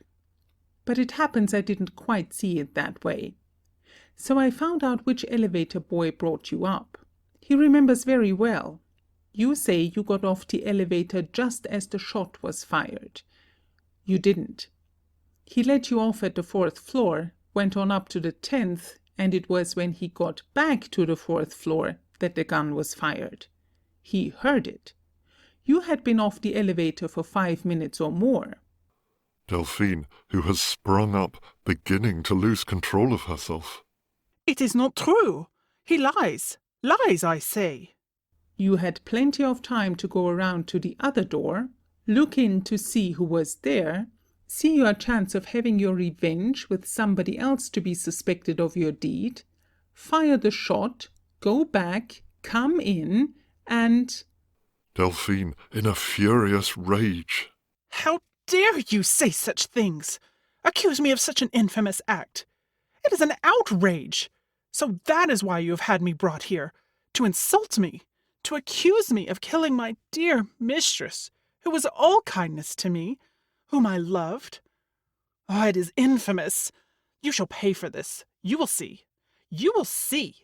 I see that you talk United States much better than you put on a French accent. For all you are a very clever actress, Miss Bateman. What? What do you mean? My name is... Eliza Bateman. Of course it is. Your real name. Quite a well-known actress, too, and a pretty good one. French maids are quite a speciality of yours, and so your impersonation came in very handy when you went and hired out to Miss Navarre, even she didn't see through your neat disguise and your assumed accent. It happens I did, though. I was sort of looking, too. That was the difference. Lies. Lies. I say you lie. It is all lies. An infamous, vile plot. I will not stay here. She is about to leave, but Sarah bars her way, so determinedly that she is compelled to stay, though fuming with rage and illy disguised fear. You see, I haven't been losing any time. Me and that plain country lawyer, the smart New York lawyers and great detectives have made so much fun of.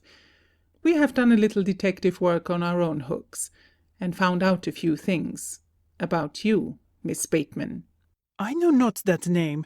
It is false. You mean Delphine is. About that pistol, too. It was Miss Navarre's. She kept it there. You knew where it was. In that room. It was easy enough for you to get in, the way you did, shoot over Dick Brewster's shoulder, slip out, and... Be still, I say. I will not listen. It is false. I did not do it. No, no. You lie. You lie.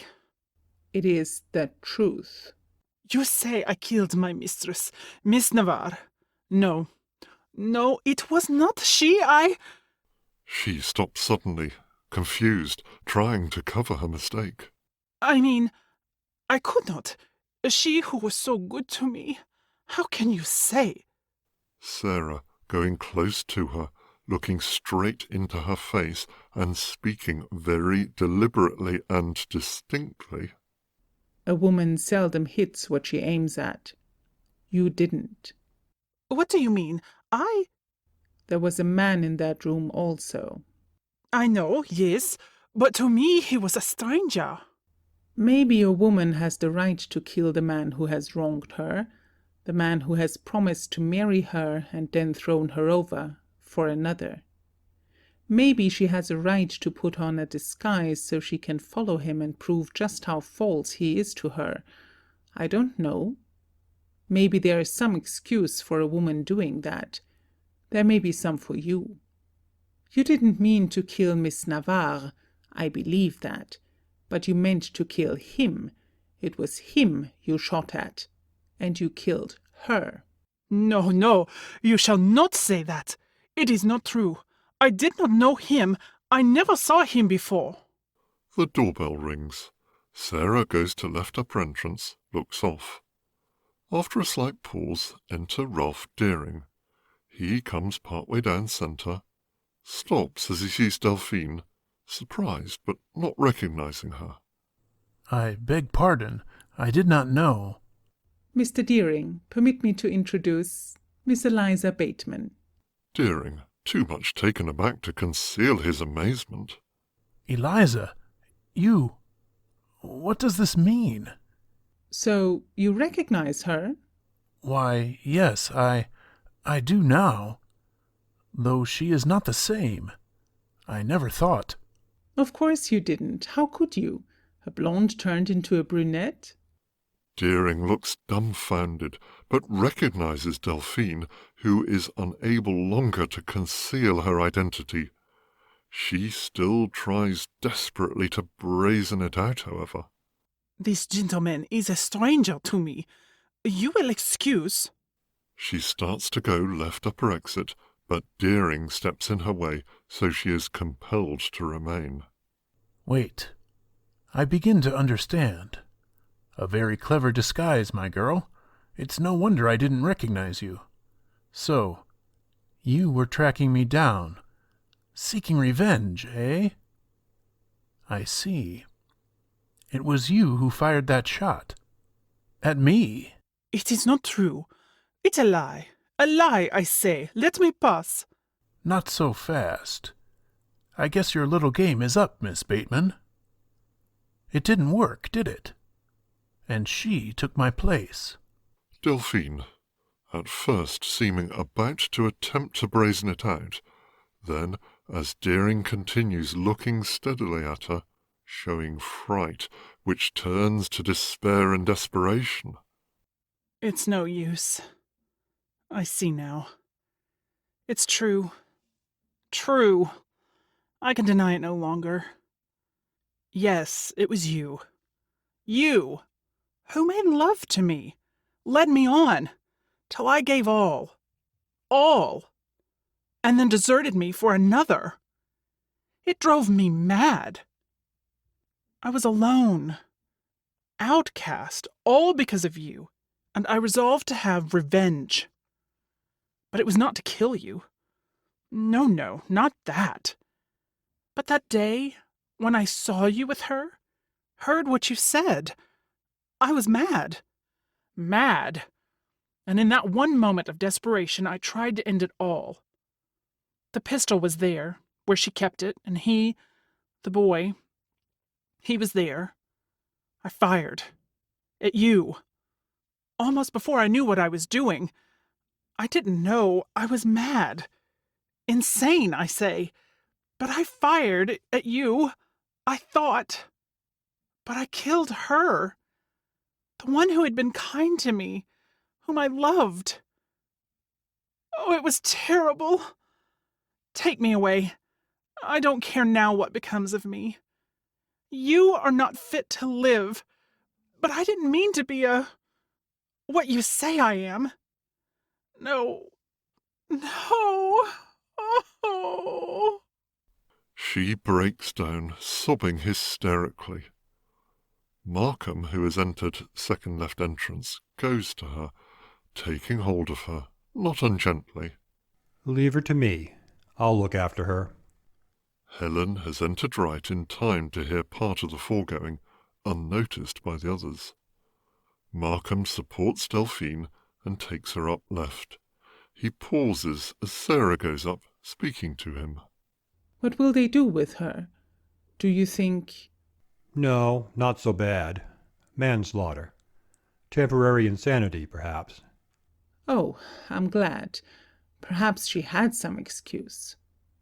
She turns, looks accusingly, scornfully at Deering, who has a defiant attitude, paying no attention to her. And as to that other, your boy, ma'am, why, this changes things. You think now that Dick...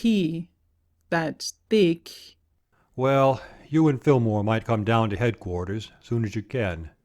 It'll be all right for the boy now. He goes out, left upper exit with Delphine, who is still sobbing and moaning, though more quietly than before. Deering follows them, after one look at Helen, whom he has discovered standing upright. She freezes him with a contemptuous glance.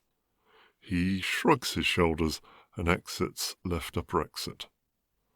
Sarah stands left centre, looking after them, her hands clasped, almost weeping, but with a rapt, joyful expression.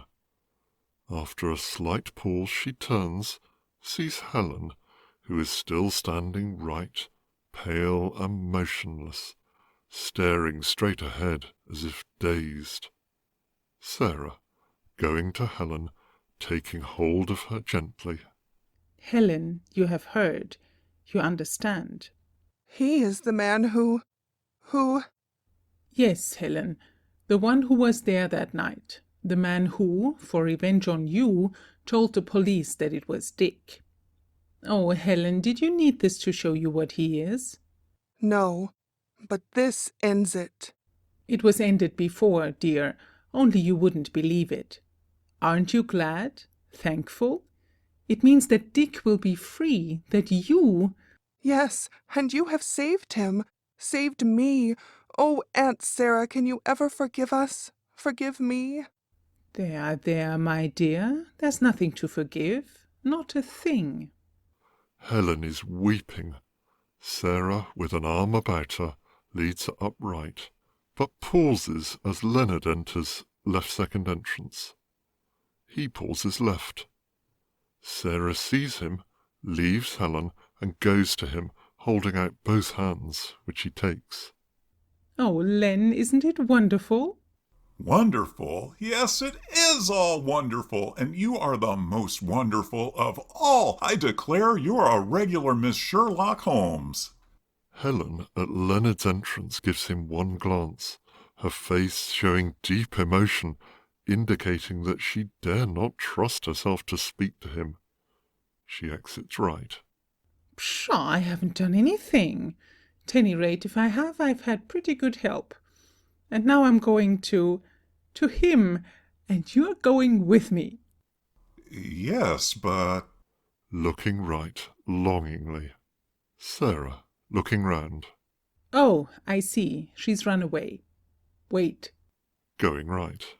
And don't forget what I told you, Len, about... Oh, I don't think that will be necessary now, that cave stuff. I have something better than that. Look, what Aaron gave me. Takes a red apple from his pocket, holds it up.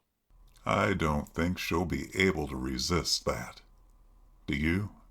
No, not when you go with it. Exits Sarah right, looking back at him with an encouraging smile. He goes over to left centre, stands there waiting, looking eagerly towards right, the hand in which is the apple behind him.